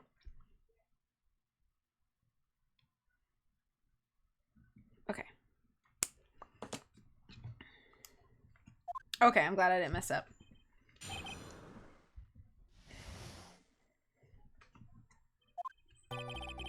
This request came to me, about a week ago. It was a request for my services on the night of the awards ceremony. We met at a certain bar to discuss and finalize a few matters. That is what occurred. I trust my memory, and I believe I have made no mistakes. There's a rumor running around that Key will release in May. I choose to believe it because I won a new Nanky for my birthday. May? Then wouldn't they already be taking pre-orders? I mean, I would love for it to release in May. However, pre-orders? So you physically met your client, hmm? That is correct. Meeting one's client is the first step to building trust, in my opinion. I see. Well, Mr. Wright, your cross-examination, please. Maybe. Oh, April 1st will be a year since the first announcement. This request came to me, about a week ago. 1 week ago? Are you sure? Yes, I'm quite sure. I, of course, had my own preparations, and I was barely able to finish. When you request my services, Mr. Attorney, I hope you will keep that in mind. Please, stop. In any case, my client this time had a very specific date and time in mind. A specific date and time?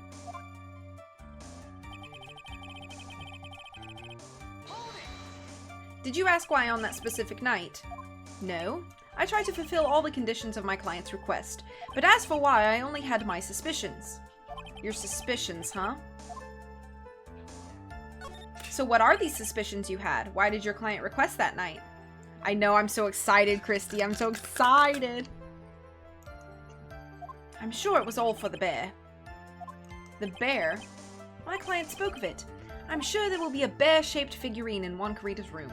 I would like you to retrieve that item for me. There were a gabillion! Hang on a sec. Hang on a sec. Hang on a sec. There were like 40 bears in that room.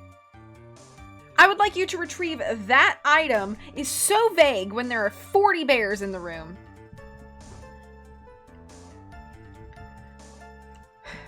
He must be talking about the bear puzzle. Inside that figurine was a suicide note. Naturally, the victim brought it with him to his hotel room. He was planning to publicly disclose its contents at the press conference, after all. That is correct. And if I had not done the job that night, I would not have known where the bear figurine was. I see. Well, Mr. Wright, was the testimony just now of any importance? It was very important. Can you guys not go snooping around my room when I'm not home? Never. I'll snoop when I want to. Yeah. If they do an April 1st announcement about the release date, though, I might not buy the game after that. Aw, why?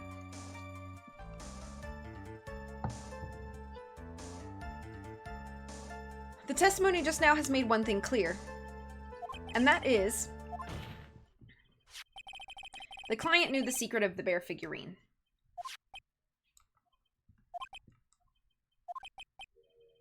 Why is everyone so quiet?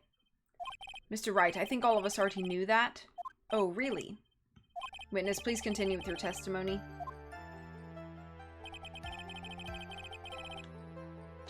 They're playing with their fan base.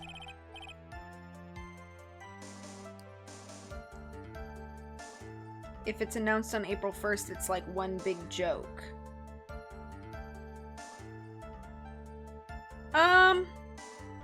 I'm not sure I necessarily see it that way. I mean, I do think it's kind of silly for them to do it on like April Fool's Day.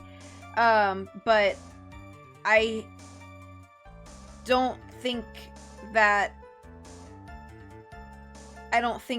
like if they announce a date and release pre-orders that would be a joke. If they made an announcement and they said, by the way, Mystery of the Seven Keys is fake, then I would be mad, yeah. And they were like April Fools, but if they were like, okay, here it is, here's the link for pre-orders, you know, I'm sure they could have chosen any other day, but I guess I don't put that much merit in April Fools, for it to like bother me, I guess. Okay, so you physically met Adrian Andrews, right? Of course I did. What was that? What was that with the brief pause? Witness, I would like for you to give us a few more details. I always meet my clients as a matter of principle. Wait a second though, because earlier he said, right? Didn't he say, if the more people that know my face, the bigger a problem it can be? I'm not saying it's bothering me, it's just the general consensus of April Fools is that everything is a prank and a joke.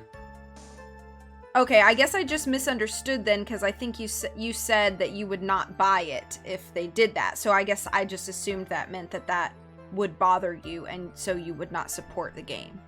So I'm sorry if I misunderstood. I guess that's just what I gathered from what you had said. Okay, I'll have to gift it to Coco if that happens, yeah. There you go. I have never taken a request by telephone or mail. And why is that? That's because I value the trust between a client and myself above all else. And the only way to establish that is to speak to the client while looking them in the eye. But you said you didn't want people knowing what your face looked like. Well, Mr. Wright, was the testimony just now of any importance? Yes. Of course, it was very important, Your Honor. If Mr. DeKiller had met his client before the murder, then it's unlikely he is mistaken. No, but I think he's lying, Phoenix.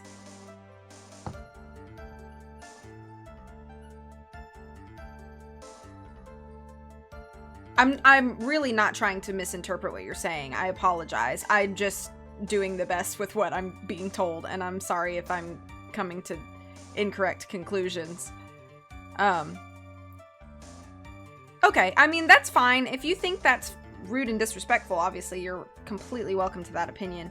I guess I don't feel disrespected as a fan. So it wouldn't, I guess it wouldn't stop me from buying the game if it was announced on the 1st. So I guess for your sake, I hope that it doesn't happen, or that or if it does, that it doesn't stop you. So, okay, I understand. Okay, so you're saying that his client really would... No, I'm not saying that. It is just as I said. Phoenix, you're being stupid. It is important, but not for the ways that you're saying. No, I'm not trying... I don't want to ignore you. Who the heck am I supposed to be helping here?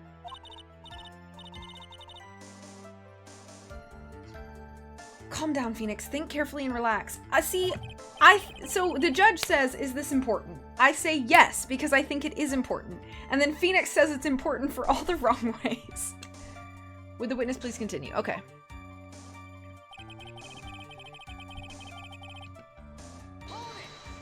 So your client was Adrian Andrews. That is correct. Well, he says the two of them met, but if they did, then there shouldn't be anything wrong with the killer's testimony. Well, there doesn't seem to be... There is something strange. You have to draw more information from him, but you can't draw suspicion. If you can do that, you should be able to find a flaw in his testimony somewhere.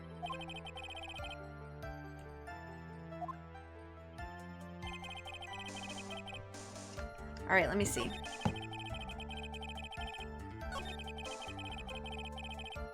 So I think this has to be...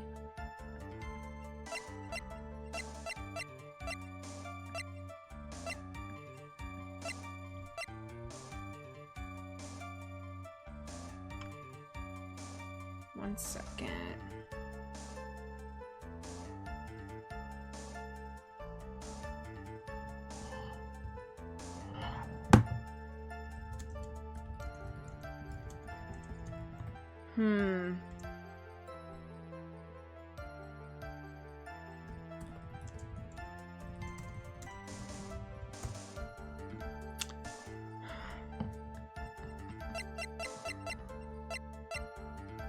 So how do I... okay, let me see. Hang on. Can I...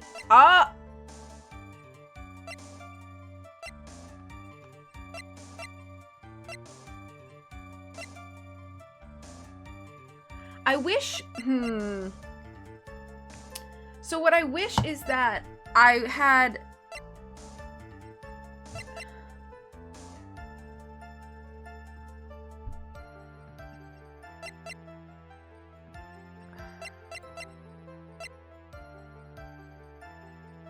What I wish is that I had something to recall back to what he said earlier, which he said something along the lines of, the less people that know my face, the better.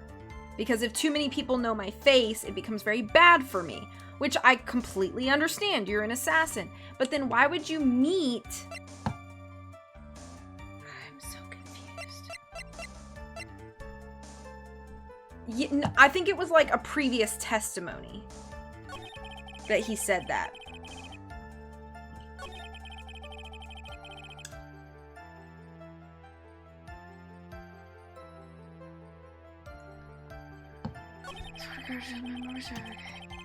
This has got to be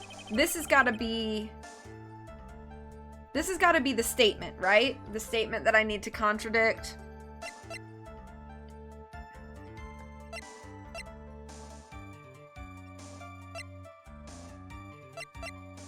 Okay, be safe.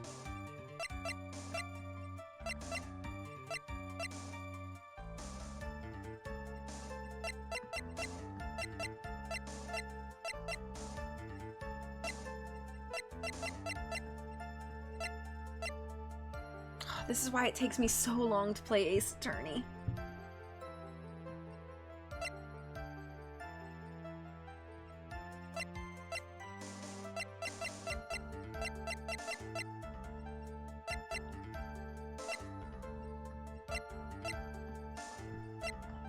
Wasn't there a picture of that? Wasn't there a picture that somebody gave me or showed me? And it was like Matt in the hallway with the butler. What is this testimony called? I don't know. How can I find out?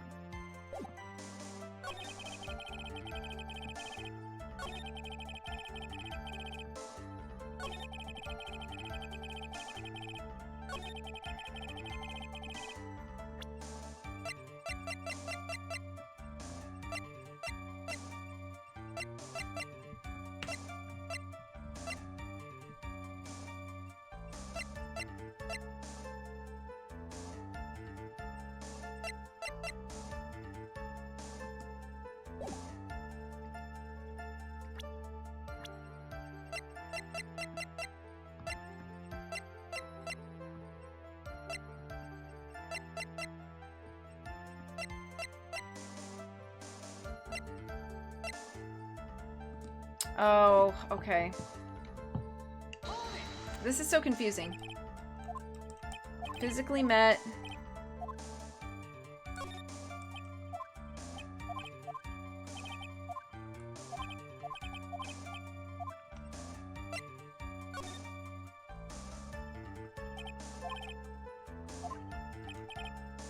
My question was, did you really meet Adrian Andrews in person? I've already told you, Mr. Wright, I did. It was only through talking with him. What? Talking with him face to face that I began to trust him. That's when I thought I can trust this person as a client.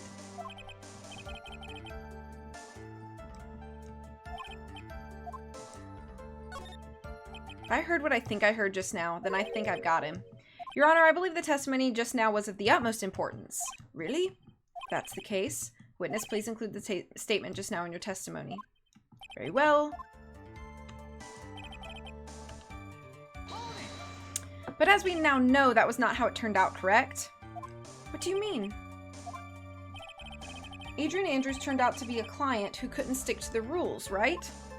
Well, yes, I suppose you are correct. So I would like to check one last time. Are you sure your testimony is accurate? That is what occurred. I trust my memory and I believe I have made no mistakes.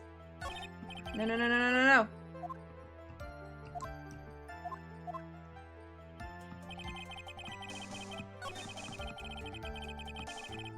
Why is nobody saying anything about him saying him?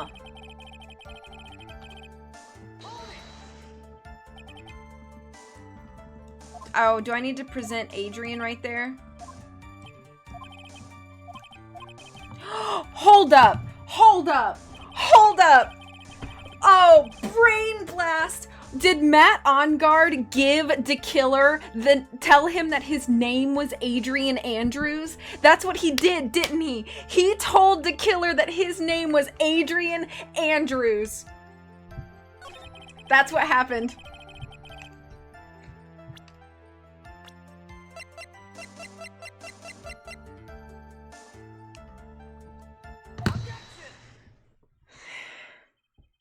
I would like to go over this one more time. You met Adrian Andrews at a bar and took the request at that time. Yes, that is correct. And that's when you thought he was trustworthy. How many times must I repeat myself? Yes, that is correct. I'm sorry, but that is an impossible tale. What? Shelley DeKiller. You have never met the real Adrian Andrews. Why would you say that? Because you made one very big slip-up about her. So what is the issue? What did you say just now? About her? If you had ever met Adrian Andrews in person, one look would have told you that she is a woman. Oh! I like how the thing just goes. Order, Mr. Wright, what is the meaning of this? This witness testified to the following, that he always meets face to face with his clients when taking their request. But he has never met Adrian Andrews in person. Yes, Your Honor, that is exactly the point. That means Mr. DeKiller's client could not have been Miss Adrian Andrews.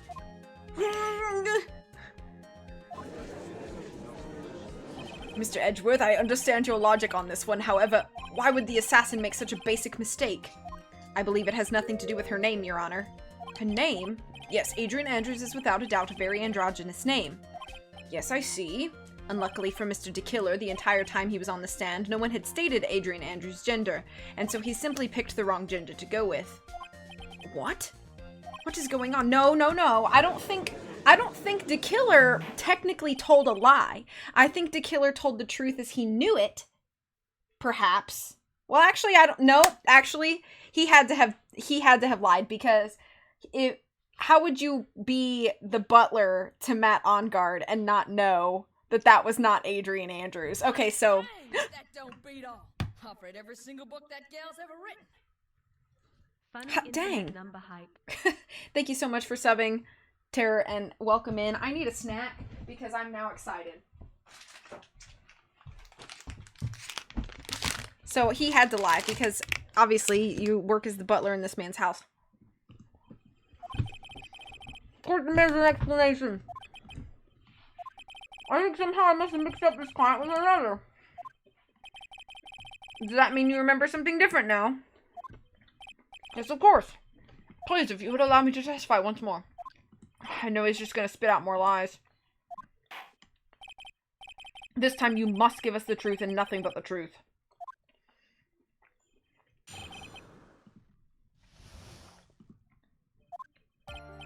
Now I remember, I took that request by mail. There have been times when I took a job without having met my client. The request was for the murder of Juan Carita and 2 or 3 other small things. When I saw the name at the end of the letter, I thought my client to be a man. What other small things? So you took this job through a letter. He didn't mention anything about a letter in his earlier testimony. Which means he's definitely lying. Be careful, Phoenix. If you break the assassin's testimony completely, it's over for us. I know, I can't make him suspicious. But I think we're okay, like we can do this. As long as he's standing there across from me. No matter how strong of a punch I throw, he'll counter it. Now then, let's begin the cross-examination.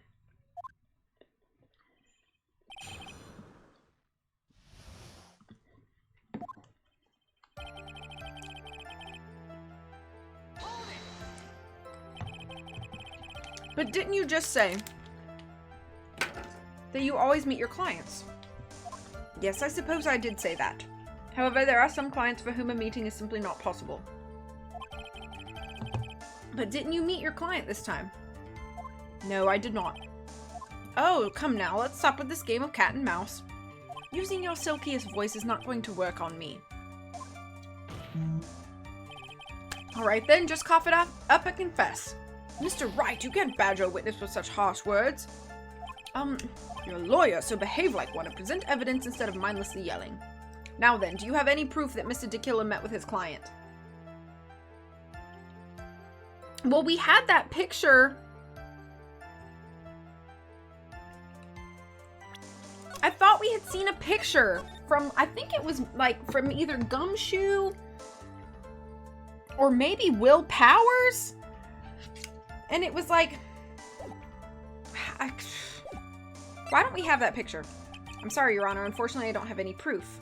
I see. Then your line of questioning was just another waste of time. Sadly for us, Your Honor, that is the nature of right and wrong.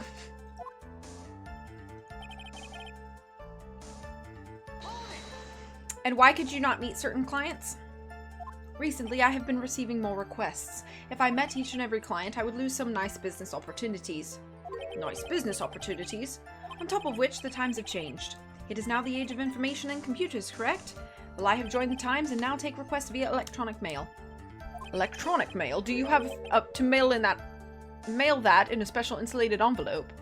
I'm very sorry. I despise the shortening of words. What I meant by electronic email is what is it commonly referred to as email? Email. In a contest of mimicry, the judge would beat a parrot hands down. Anyway, so you took this job without having met your client, and... The request was for the murder of Juan Carita and 2 or 3 other small things. Oh, that's what I definitely need to know more about.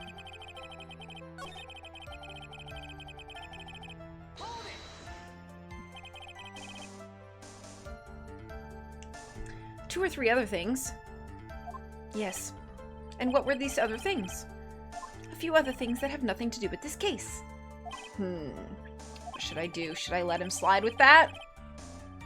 It'd be really bad if I pushed his buttons the wrong way and he got mad.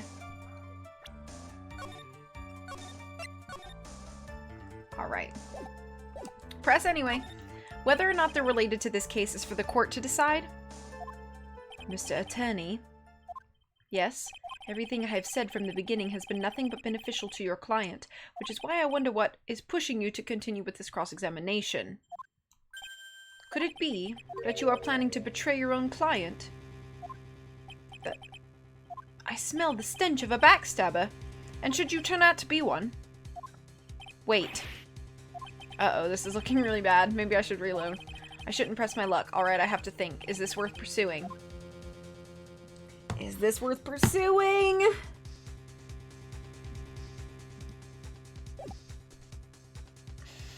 I guess we can reload.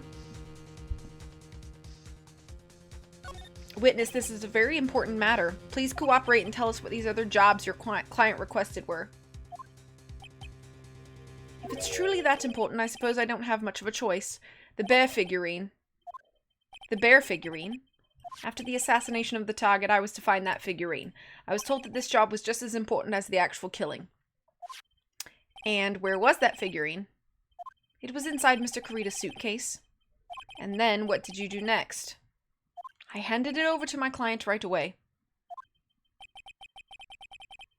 You gave it to your client. That means you met. You met in real life. This information certainly sounds important to me. Witness, please include what you just stated in your testimony. As you wish.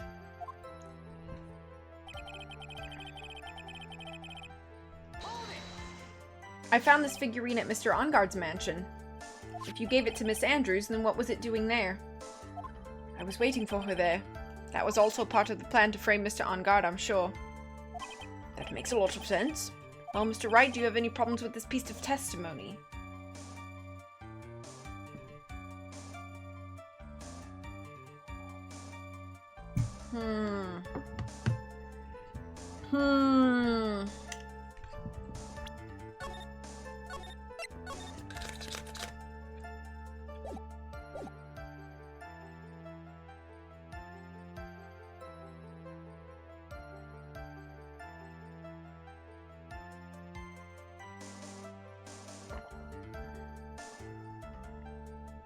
I don't know if there is, but we're gonna see.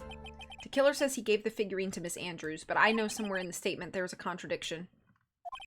Why is my bot doing that? I know that if I present something trivial here, he will cut the connection on his end. If you want to make a strong point, Phoenix, you have to present strong evidence. She's right. So now what, Mr. Wright? Dr. Wright. Oh! Yeah, honestly.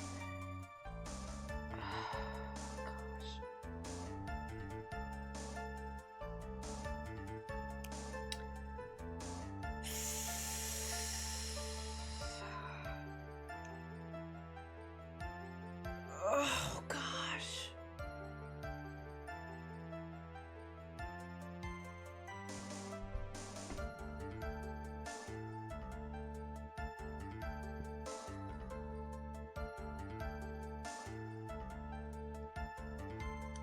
So another thing I have a problem with, but I don't know if I'm thinking the same way the game is that if...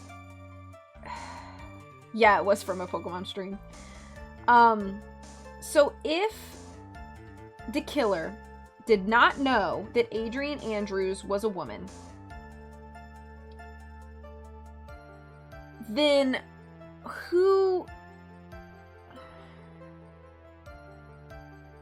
Okay, hang on, I'm trying to think here. We have a camera that took video. And so if you knew that Adrian Andrews had...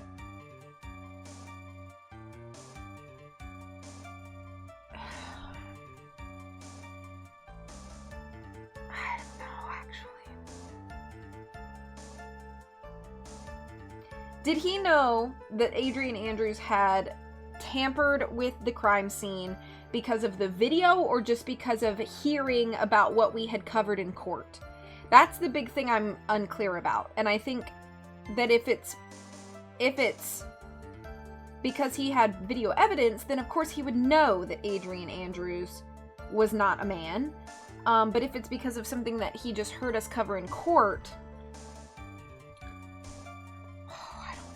And I'm approaching 2 hours of stream here, and I feel like I've done nothing.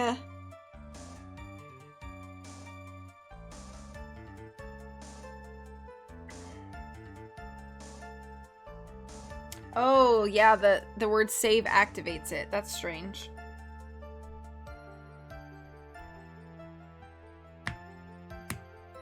You're really close, just so you know. Okay. Can you just give me a yes or no here? Can I present evidence here?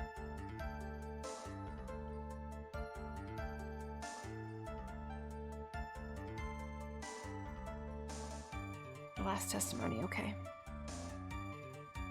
It's the final countdown.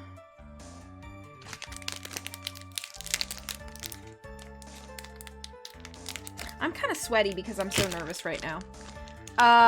When is this? Yes, you can. Okay. I think HS pulled up a guide when you had to BRB. Let's go over this one more time. You gave Miss Andrews the bear figurine, and she told you to take the bear and wait for her at On Guard Mansion. Is that correct? Yes, where are you going with this? You said... I think you might have remembered a few things incorrectly. What?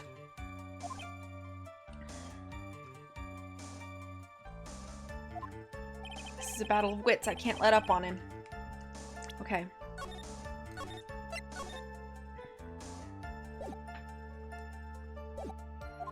I don't think it's possible for Miss Andrews to have been the recipient of this bear.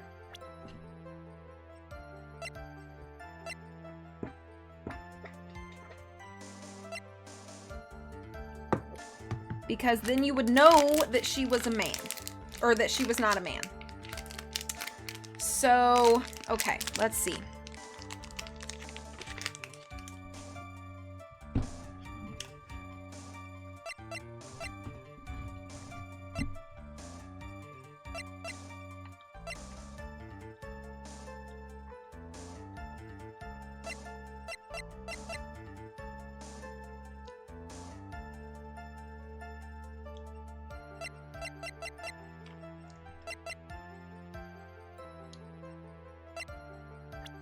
I just ate 2 mango mochis. Okay. So, part of me wants to say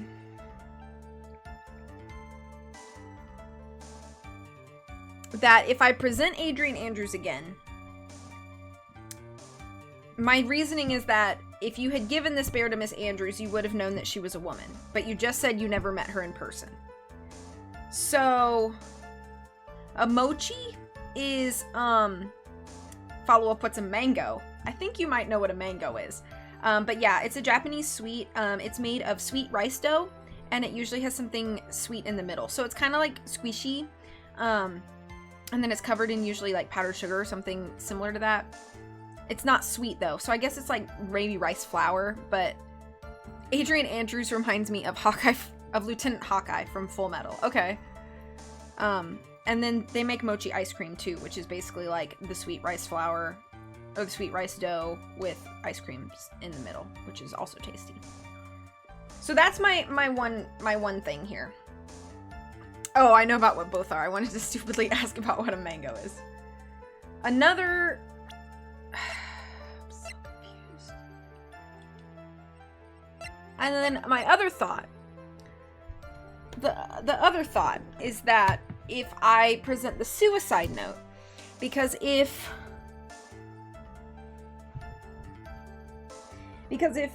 Adrian had already been given the bear,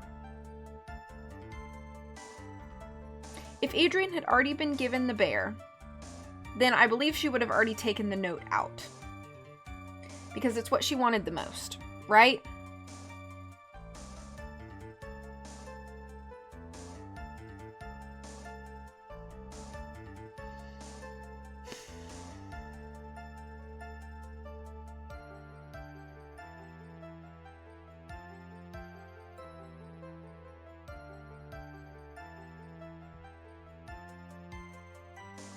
I'm sorry, I'm really trying to think. I know I'm being so slow.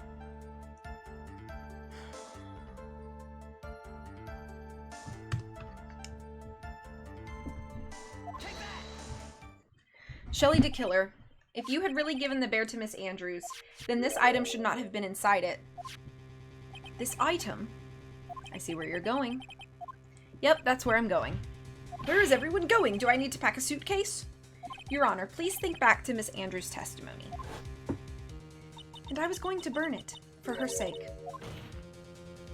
If even for a single minute this bear had actually been in Miss Andrews' hands, I'm sure she would have taken the suicide note out and burned it. I'm so sweaty right now. Oh man, I really want to take this sweater off, but... So that's where you two were going. So by the very fact that the suicide note was still inside the bear, it tells us that your client didn't know how to disassemble the puzzle. Which means... It means, Your Honor, that it is impossible for Adrian Andrews to be the client. Oh-ho!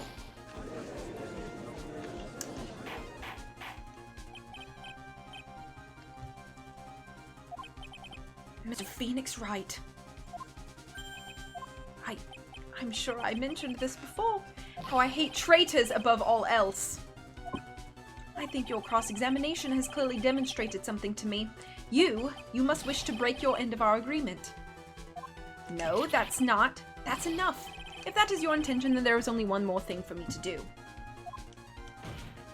Wait, please. Gentlemen, ladies, please excuse me. I have a matter that I must attend to. No, please. Not that. Please wait. I'm so worked up right now.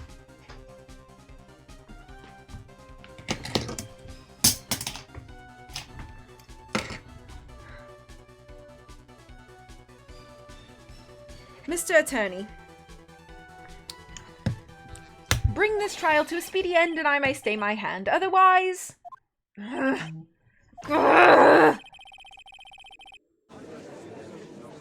What in the... Mr. Wright, are you...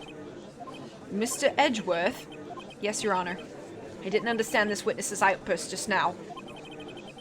Do you think there's a need to hear more testimony, or is this enough? Well, we should. Edgeworth, we can't do this. If we keep this up, Maya, she'll... Ugh. The prosecution, What has come over everyone? Even you are... The prosecution rests. What is going on around here? The prosecution has no further questions, Your Honor. What?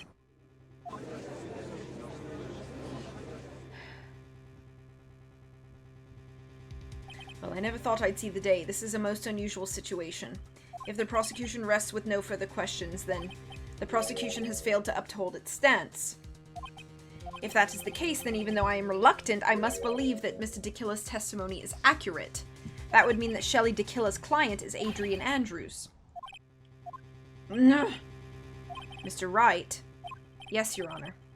If I end the trial here right now, then your client, Matt On Guard, would be declared innocent, and in his place, Adrian Andrews would be charged with murder. Miss Andrews would be charged with murder. The prosecution has no further questions, so we will now hear the defense's final remarks. Bailiff, please bring the defendant Matt On Guard to the stand. The items from DeKiller's hideout didn't make it in time. We tried as hard as we could, but it looks like our time has run out. I can't believe it. The outcome now lies in your hands. Bro, I am so stressed right now. Dude, did the old guy finally decide? To be honest, I can't think of you as a truly innocent and good person. You have done enough evil to drive a woman to suicide. But, at least on the charge of murder, it would appear you are innocent. Maya had a good life. Ha! So, I guess even the old fuddy-duddy figured me out. I don't know why I just gave him that voice all of a sudden. Mr. On Guard. What an atrocious lawyer I have, giving his own client up like this. And that refreshing like a spring breeze crap, it's just as atrocious, don't you agree? Anyway, get on with it and pronounce me innocent already. Right, Mr. Lawyer?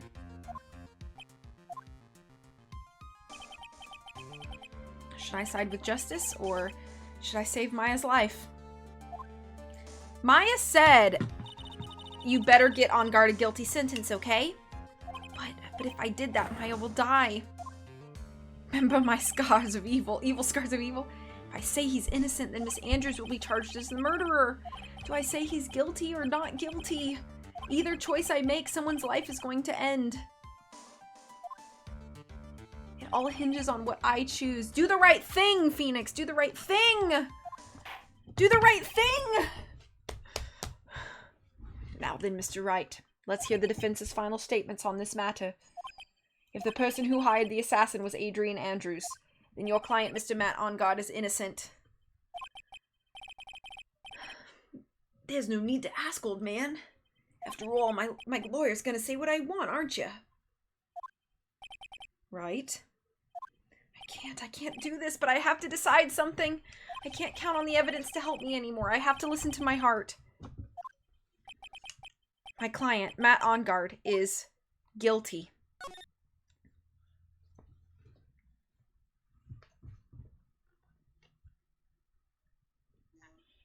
We are waiting for your answer, Mr. Wright. Matt Ongard, your client deserves an answer.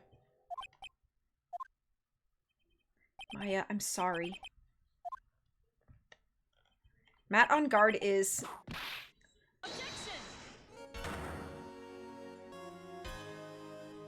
Franziska von Karma? What are you doing here? Ow! You see now, don't ya, Mr. Phoenix Wright? This is exactly why you should never take your eyes off that scruffy fool.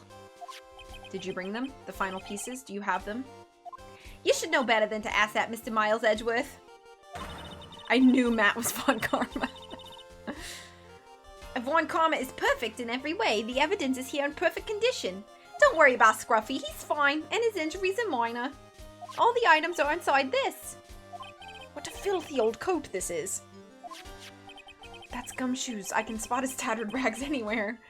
I apologize for its ugliness, but there was nothing else to wrap the items in. I fought long and hard this whole trial, all for what is inside that raggedy coat. I'm sure that inside that coat lies a crucial piece of evidence. Your Honor, inside that filthy coat are the defense's final pieces of evidence. Your final evidence?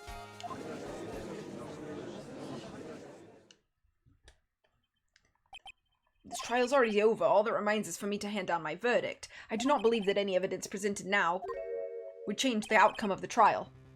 What?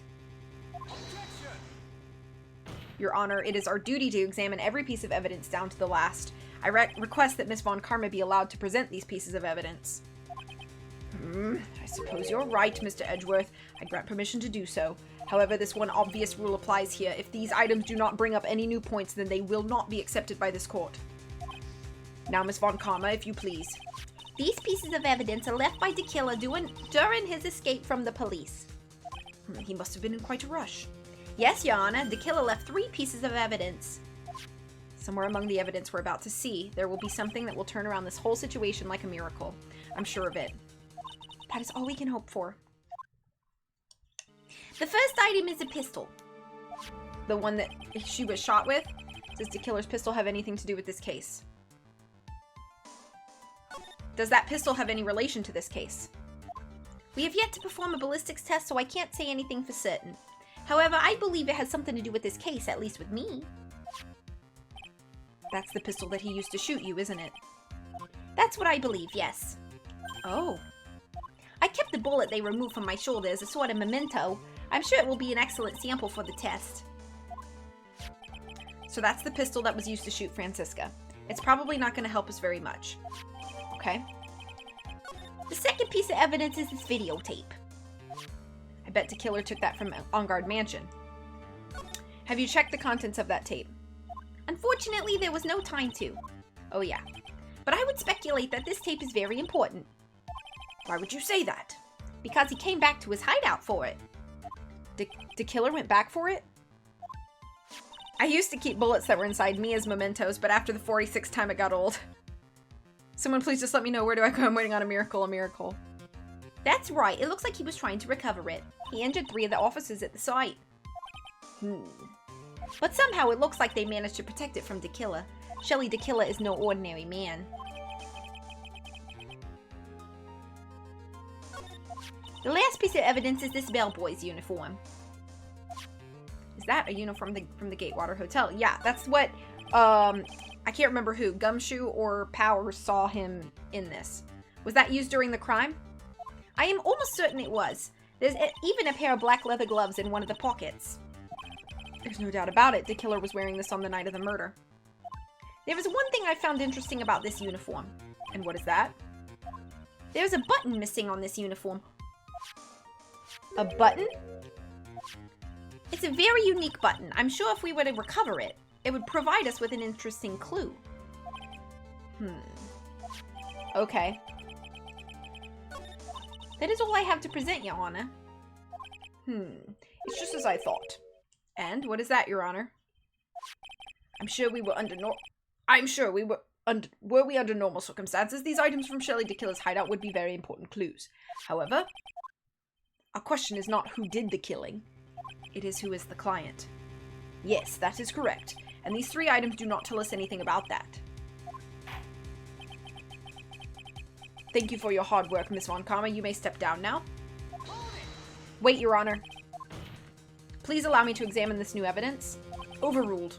This court already has all the evidence it needs to hand down a verdict. Wonderful. Absolutely splendid. This judge is such a brilliant man, isn't he? Is this the end? Phoenix? I knew it. There's no such thing as a miracle in this world, is there? I think you're wrong. I think they do exist. But you have to make that miracle happen. You've come this far, you can't give up now. But no matter how you think about it, it's... Try, for my sake. Just think about it for a second. There are 2 ways out of this situation for us. 2?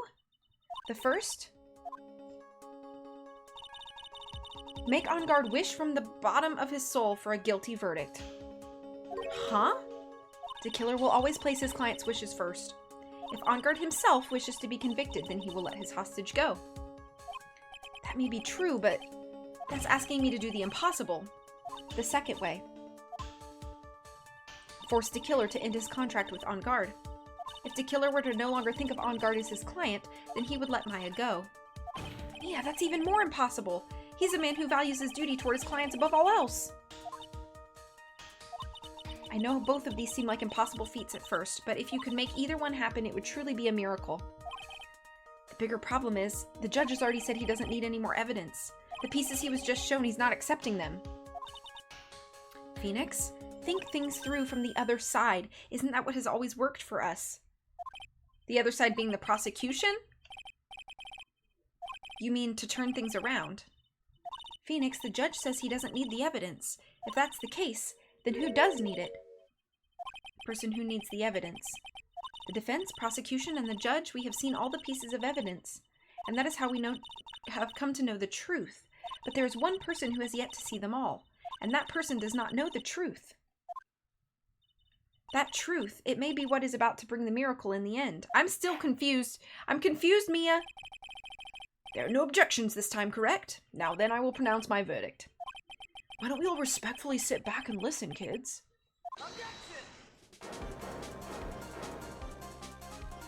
I have already told you, Mr. Wright, this court does not need any more evidence.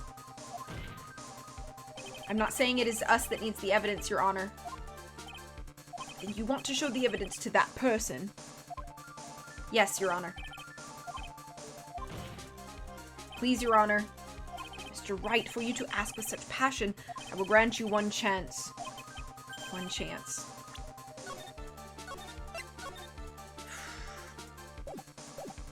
Please show your evidence to who you think is the right person.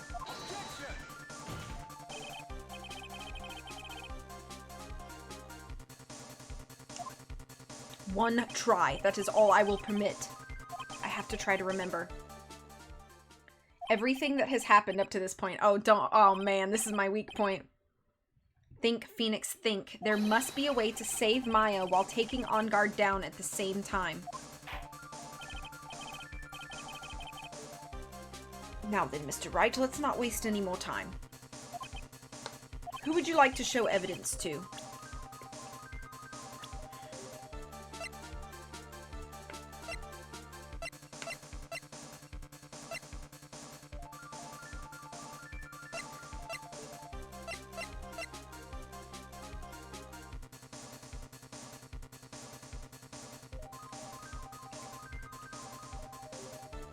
Don't overthink it. That's all you gotta do.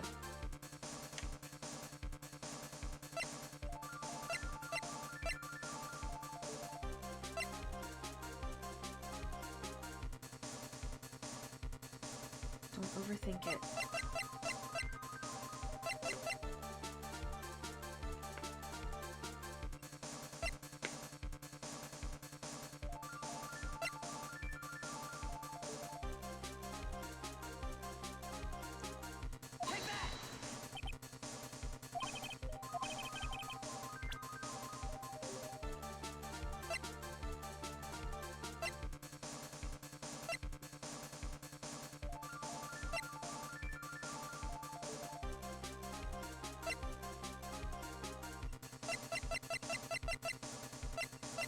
I don't think this is the right button because it doesn't have the G on it.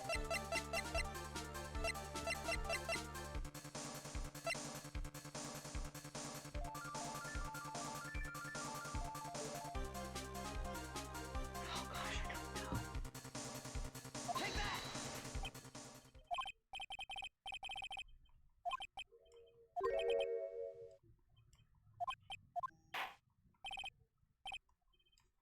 Alright, it looks like I managed to convince him.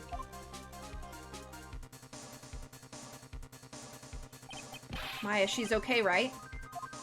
Didn't I tell you to concern yourself with bringing about a speedy end to this trial? Now, if I understand correctly, you wish to show me one piece of evidence? Yes, one is all I need. I have here a videotape that was found at your hideout. I heard you injured 3 officers in your attempt to get this back. That was most regrettable. However, it was an order from my client. I was told to protect that videotape. I thought so.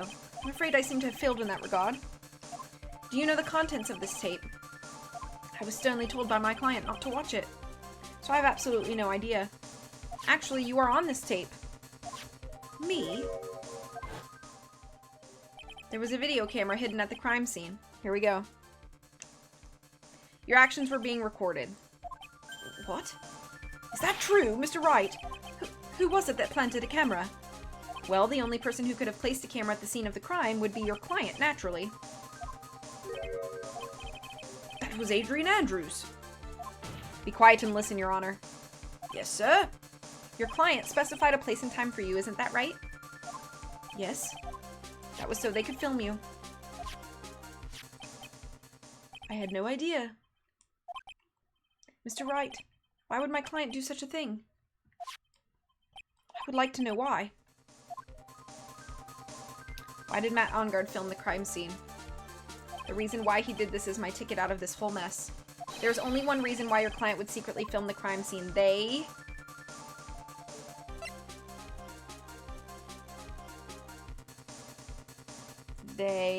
wanted blackmail on you. Your client once told me something very interesting. We were talking about you, and this is what they said. But I'm no weakling. I don't believe anyone, at least of all assassins. Oh, come now, Mr. Wright. Assassins aren't above blackmail. Yes, that's where the video comes in.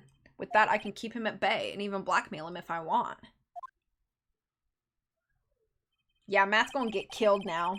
Your client didn't trust you at all. They were thinking of using this video to blackmail you. What do you have to say to that, Shelley the Killer? Who?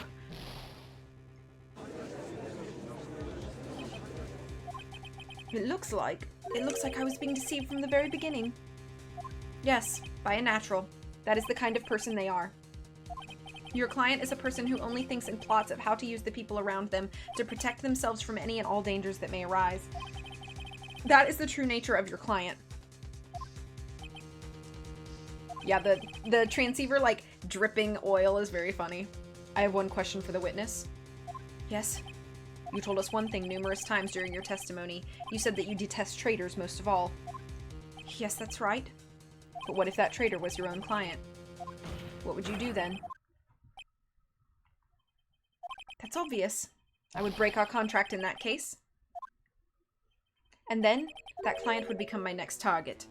For the honor of the Dekilla name, even if it takes an eternity, I would follow that person to the ends of the earth to exact my punishment.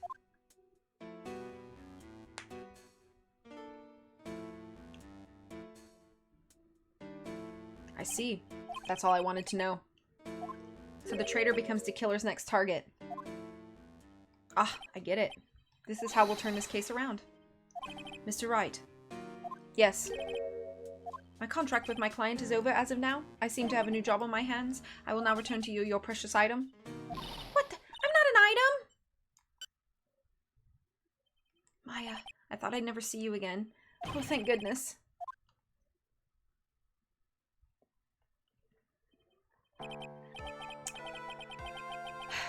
This trial appears to have come to its conclusion. However, I am sort of... I don't quite know... Miss Von Karma, where did that... She always has you in her sights. Now, I do believe it's time to finally hand down a verdict.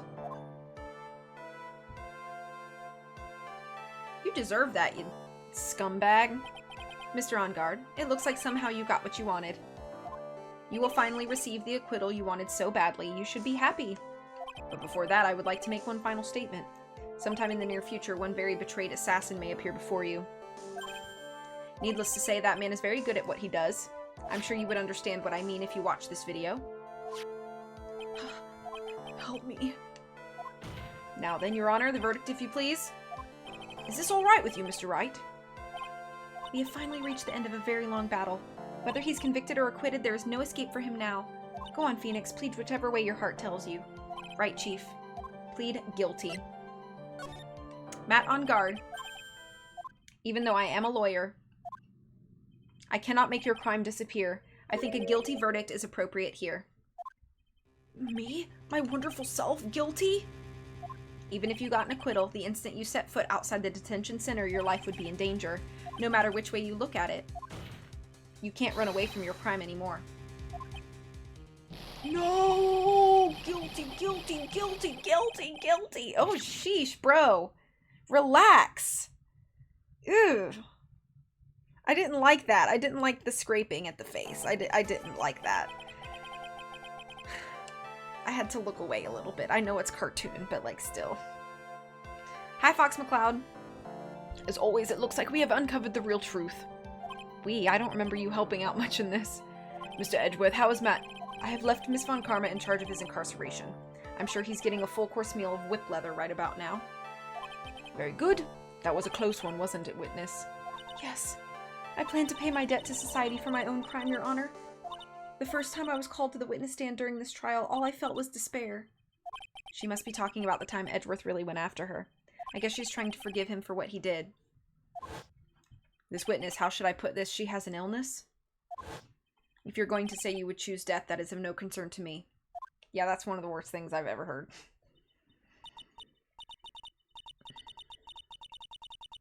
But after that, when I was alone at the detention center, that's the first time I really saw myself for who I am. And today, when the two of you used your combined strength to convict Matt, I felt like I had finally been saved. Wow, this is the first time I've ever seen her smile. I am really happy that you two were in charge of this case. I really don't know how to express how I feel at this moment. This is the first time I've felt comfortable with myself, with who I am. Best keep him in one place so he can't escape for an easy pickings from an assassin's, yeah. Thank you so much, everyone. Oh, I did it. That was a long case. It looks like we have resolved everything at last. As for myself, there are still a few things I'm confused about, but everyone seems to be in good spirits, and that is good enough for me. That is all. This court is adjourned. Miss Andrews will fly off into space and begin her life as a bounty hunter in space. Yeah. It would be crazy if the game crashed. Don't even say that, bro. You were great out there, Phoenix. What I did out there was right, wasn't it? This is the first time you've not gotten your client off. You got them a guilty verdict this time. But you have to look past all of that to what's really important. You now realize that there was something more than just getting a not guilty, right? Yes, I understand now. There are unfortunately longer? Wow. Should I save the game?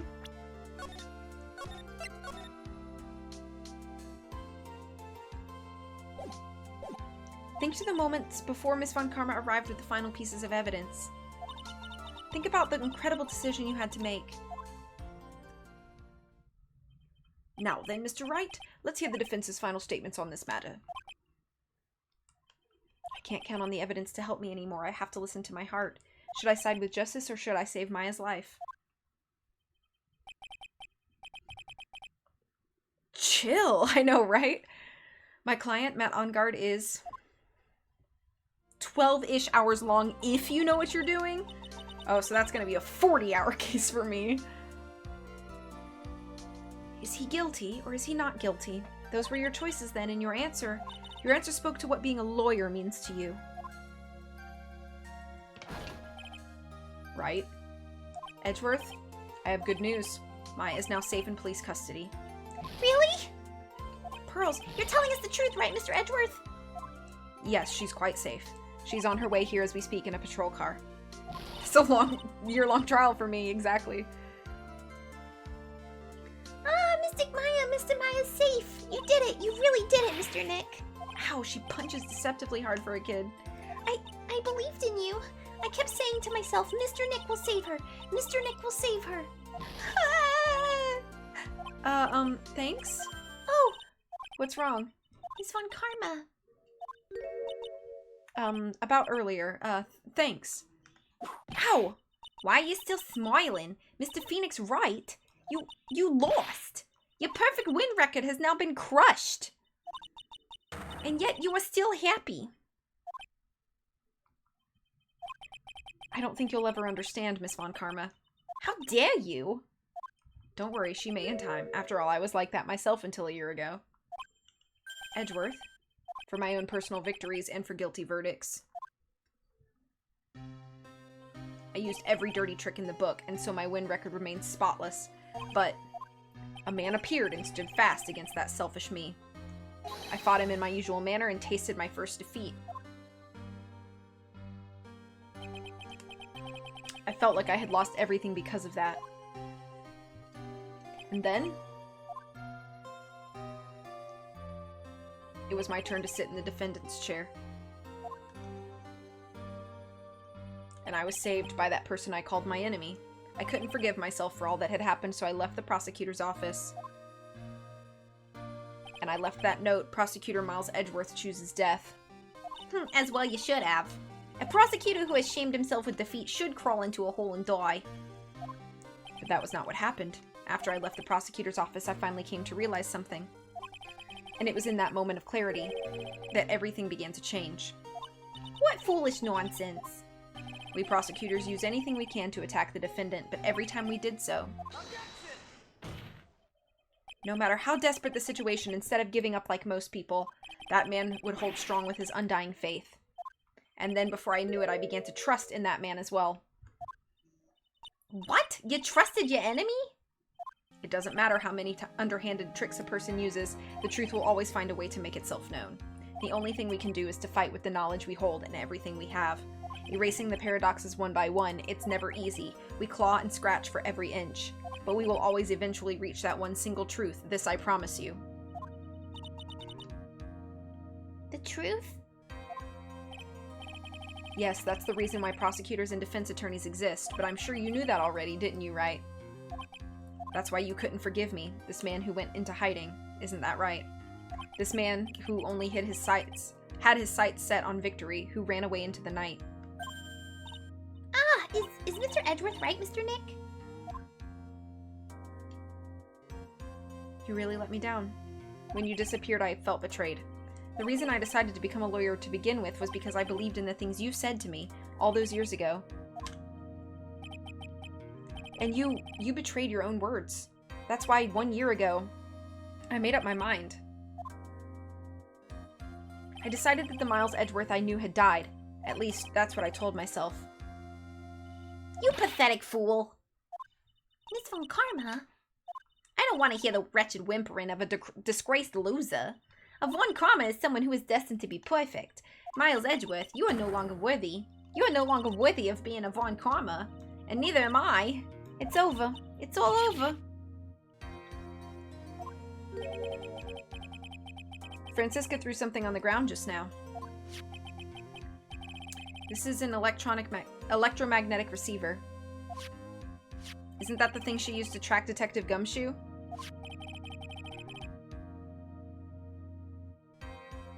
I'll return this to the precinct later.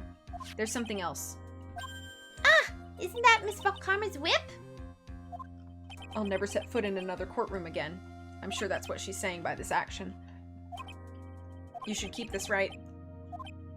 Okay. Nick! Maya! Mystic Maya! Mystic Maya! They are doing voice acting and it's very funny. I've been watching it, because they're behind where I am, obviously. Oh, yay, they're so happy! Oh, Nick, I knew you would come through. You got on guard convicted like I knew you would, and on top of that, you even rescued me. Well, of course I did. You know I would never desert you. But we sure pressed our luck this trial. You're really lucky to be standing here. Whatever, look, it's over, okay? Besides, if I did croak, I would just come back and haunt you like a bad ghost through Pearly. Is it really that easy to do something like that? Thanks a lot, Nick. Don't mention it. Maya. Oh, Mr. Edgeworth. I'm relieved you're alright. Hey, it looks like you've made some real progress, Mr. Edgeworth. Well, I suppose I'm a little different from who I was a year ago.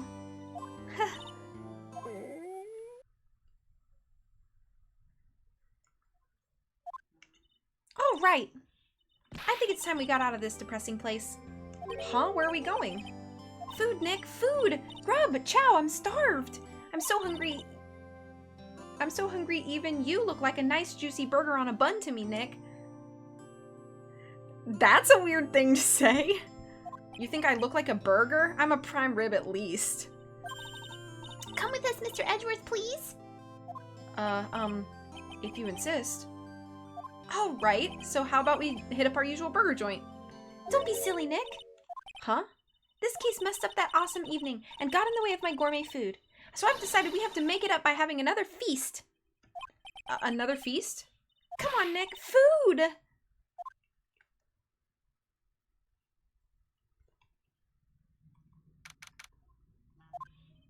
Hey, pal, sorry to keep you guys... I love this man. I love this man.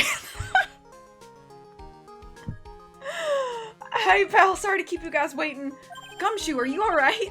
Yeah, but I'm really embarrassed. I didn't think I would hit a telephone pole of all things. A telephone pole? Then it wasn't a red light that got him. You did it again, city boy. I felt like my dear old heart was gonna give out on me, and I ain't joking. Yeah, it was more exciting than the very last episode of The Steel Samurai. Thanks. Now looky here, Mr. Snooty Prosecutor. Don't you reckon you bullied Mr. Wright too hard? If you don't start being a lot nicer to him, he might just kick it. Tonight even. I'll keep that in mind. Well, come on now. Everyone gather round. Y'all are gonna get your picture taken by a genuine professional photographer. Looks like Lotta bought herself a new camera. Well, pal, at least we can put this messy case behind us now. Come on. Tonight's all about eating, so let's go chow down, pal. Amen to that, pal. Amen.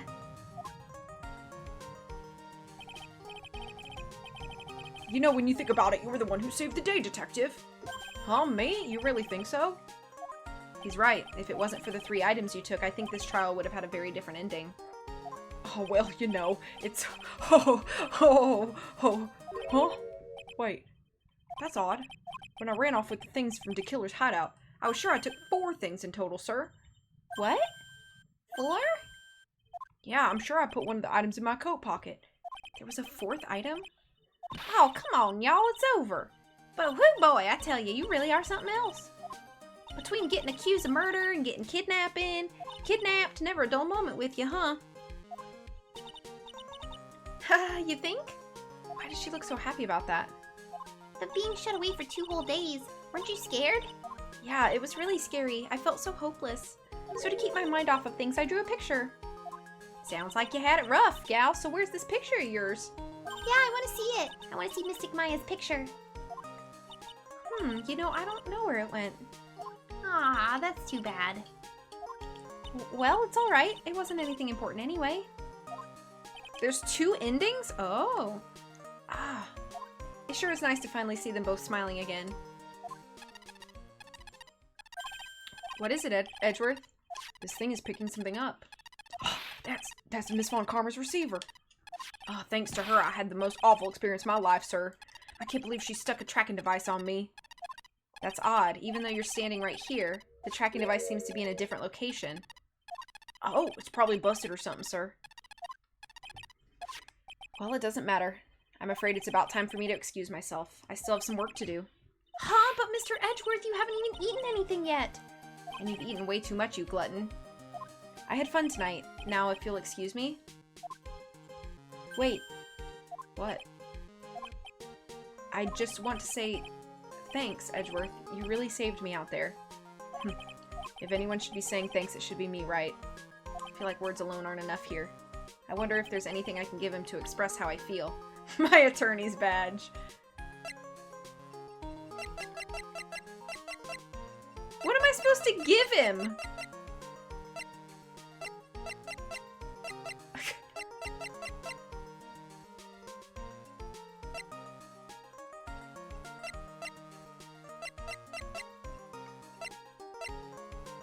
Give him the finger? I have no idea what I'm supposed to give him. Juice.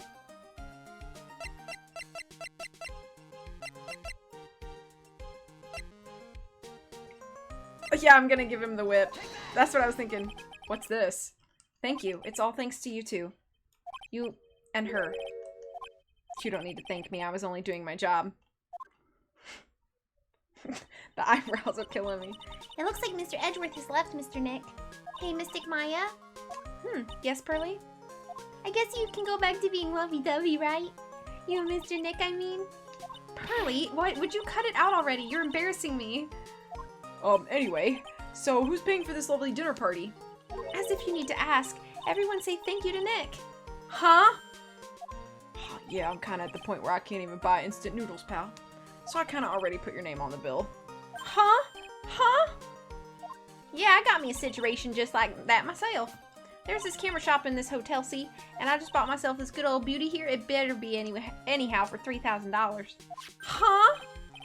Actually, I reckon you bought it for me since it's on your tab and all. Huh? Isn't this great, Mr. Nick? Yeah, Nick. Why do I suddenly feel like screaming? Aw, you don't need to hold back now, you hear? Yeah, pal, tell him to let it all out. This is gonna be the first time I hear the real you. Go on, it's been a while since I heard you say it. I've been busy being a hostage and all. Alright then, if you say so. That was good timing, Christy. We did it! Cat meat. Huh? Huh? Huh? You really came through for me, Nick. I had to hide that letter, but I knew you'd find it. I really feel like I've been living on the edge lately. I mean, I've escaped death 3 times now. Pretty cool, huh? Pretty cool. I feel like a pro.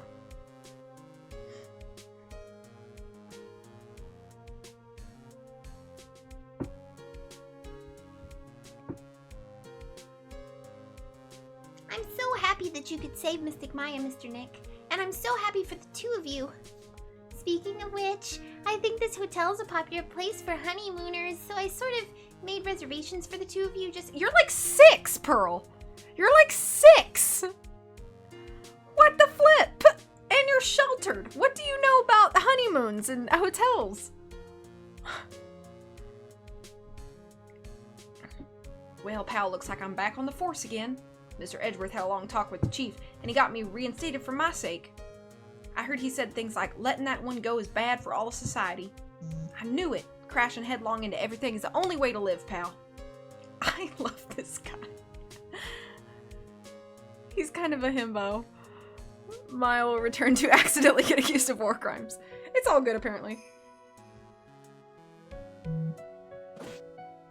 I, Maggie Bird, am retiring this uniform as of today, sir. Man, I haven't seen her in a while. I'm gonna be a waitress from now on. And bring smiles and joy to the people who come by the restaurant, sir. I hope you'll stop by sometime, Mr. Wright.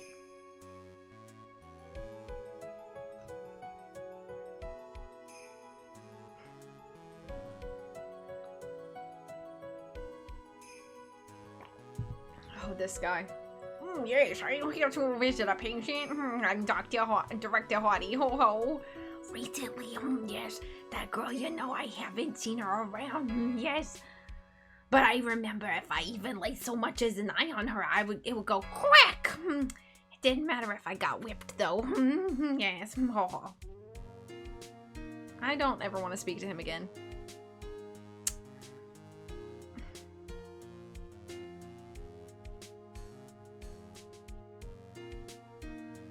It's time to begin our quest of world circus domination, sweetie. And to let the world know we are serious, I plan to make a fabulous flight to Zimbabwe. Hey Max, what do you think Zimbabwe is like? Do you think there are castles made of cake and bunnies who can talk? I think if there are any talking bunnies, even they won't laugh at Moe's jokes.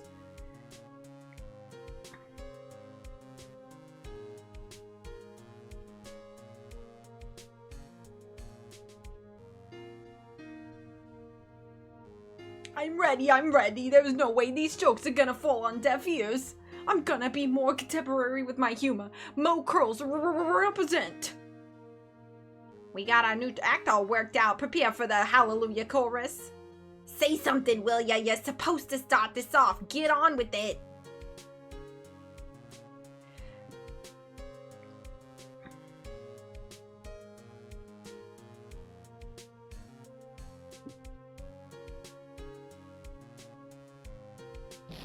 What's this? Drat, it's just an ordinary electric razor recharging on its stand. I can't believe this, really. How long do they plan on making me do this? But it's Edgy Pooh's idea, so that means it must have a deep hidden meaning. But why do I get the feeling they wouldn't forget about me, would they? I was never like this in the old days. Everyone thought the world of me. They used to call me Queen Wendy and treat me like royalty, and any minute this is gonna feel like pain in my heel. They'll burn, playing with fires, very dangerous, where they store the scenery. They'll burn right down in the Dr. Bad Touch House and No-Nos.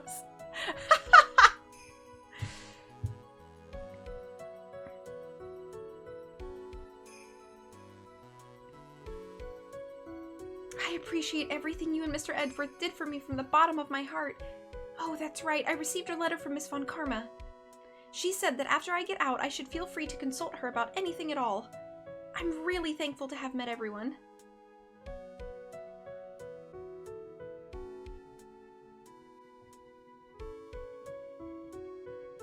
I like this music. It has become difficult for me in this country as of late. As such, I will take a short leave of absence. If you would like to request my services, please be sure to visit my homepage. May we both be blessed with longevity.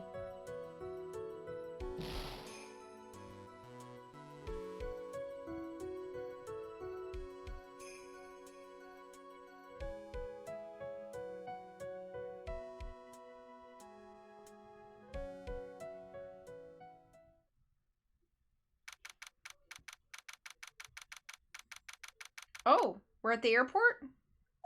Who's leaving? Where are you going, Francisca? How did you know I was here? With this? That's... I heard you were planting things on a certain person. Things like tracking devices in his coat, for example. That's just like you. I only planted it there because he was always wearing it. This filthy drab coat of his, I don't know how it ended up in my luggage. But it's going in the trash, I promise you that. Oh, that's right. Speaking of that man, he told me something very interesting. When I ran off with the things from the killer's hideout, I was sure I took 4 things in total, sir. 4 things. It seems he put the last one in his coat pocket. He put it in here? It doesn't matter anymore. The case is already over. What are you going to do now? That's none of your business. Are you running away? Shut up! You don't understand a thing. You can't possibly understand what it means to be Manfred von Karma's daughter. Francisca? So many expectations from everyone around me. Expectations I must fulfill. I'm expected to win no matter what, and failure, such a thing is not an option for me. My father was a genius, there's no doubt about that. But me, I'm no genius. I've always known that. But I had to be one. I had to. You may not be a genius like your father, but you are a prosecutor. You have been and always will be. No, I'm not. Not anymore. I've even thrown my whip away. Speaking of that, Wright gave me this to hold on to. Right, you knew something like this would happen, didn't you? I'm going to say this again.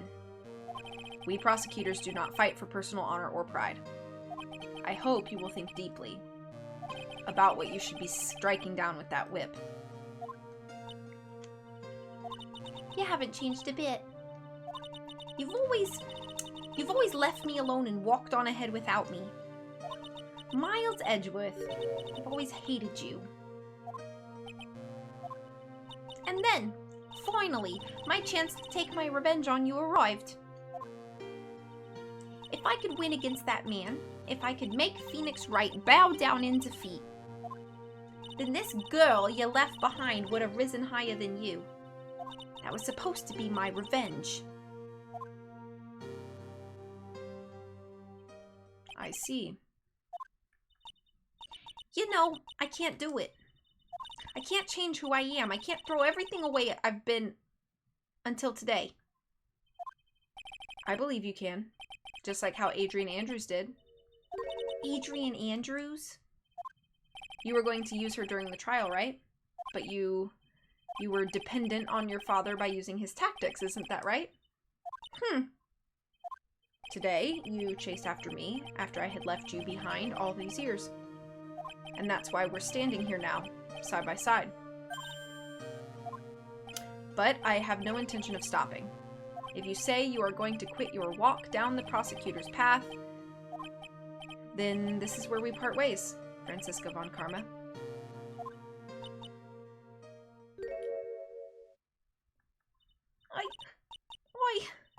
I am Franziska von Karma. Don't think I'm gonna walk in your shadow forever. Our battle begins now, so you better prepare yourself, Miles Edgeworth. I kind of feel a little bad for her. I unplugged my router accidentally and lost internet. What did I miss? Well, I beat the game. Phoenix Wright, one day, someday, I'm sure we'll meet again in battle. Until then, this last piece of evidence that never made it to you, I'll take good care of this fourth piece. What was it? So I can give it to you when at last we meet again. You shoot your dad again. Congrats! Thank you. Oh, look! That's cute! I've almost streamed for 3 hours anyway, just because this had such a long outro. I did it. A stream project finished. You have no idea how good I feel right now. I feel so good right now. I finished a stream project.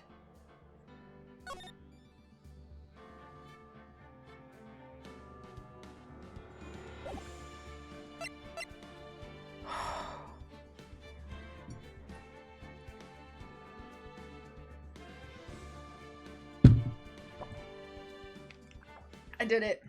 I finished a stream project. Oh my gosh, it feels so good. It feels so good. I did it. Alright, guys. Thank you so much. Thank you so much for hanging out with me tonight. I hope you enjoyed the finale to Ace Attorney Justice for All. I really did like that game, even though there were times where I got a little frustrated, but I did see the Diorama Special Edition, the UK, like the PAL version of Paper Mario 1000 Year Door is getting a really cool, like, stage diorama. It looks really cool. Thank you, thank you. Thank you for being here. I really appreciate you guys. I hope you have a wonderful rest of the night. Please take care of yourselves. I'll try to see you again soon. And until then, be good to yourselves and each other. Much love. Good night.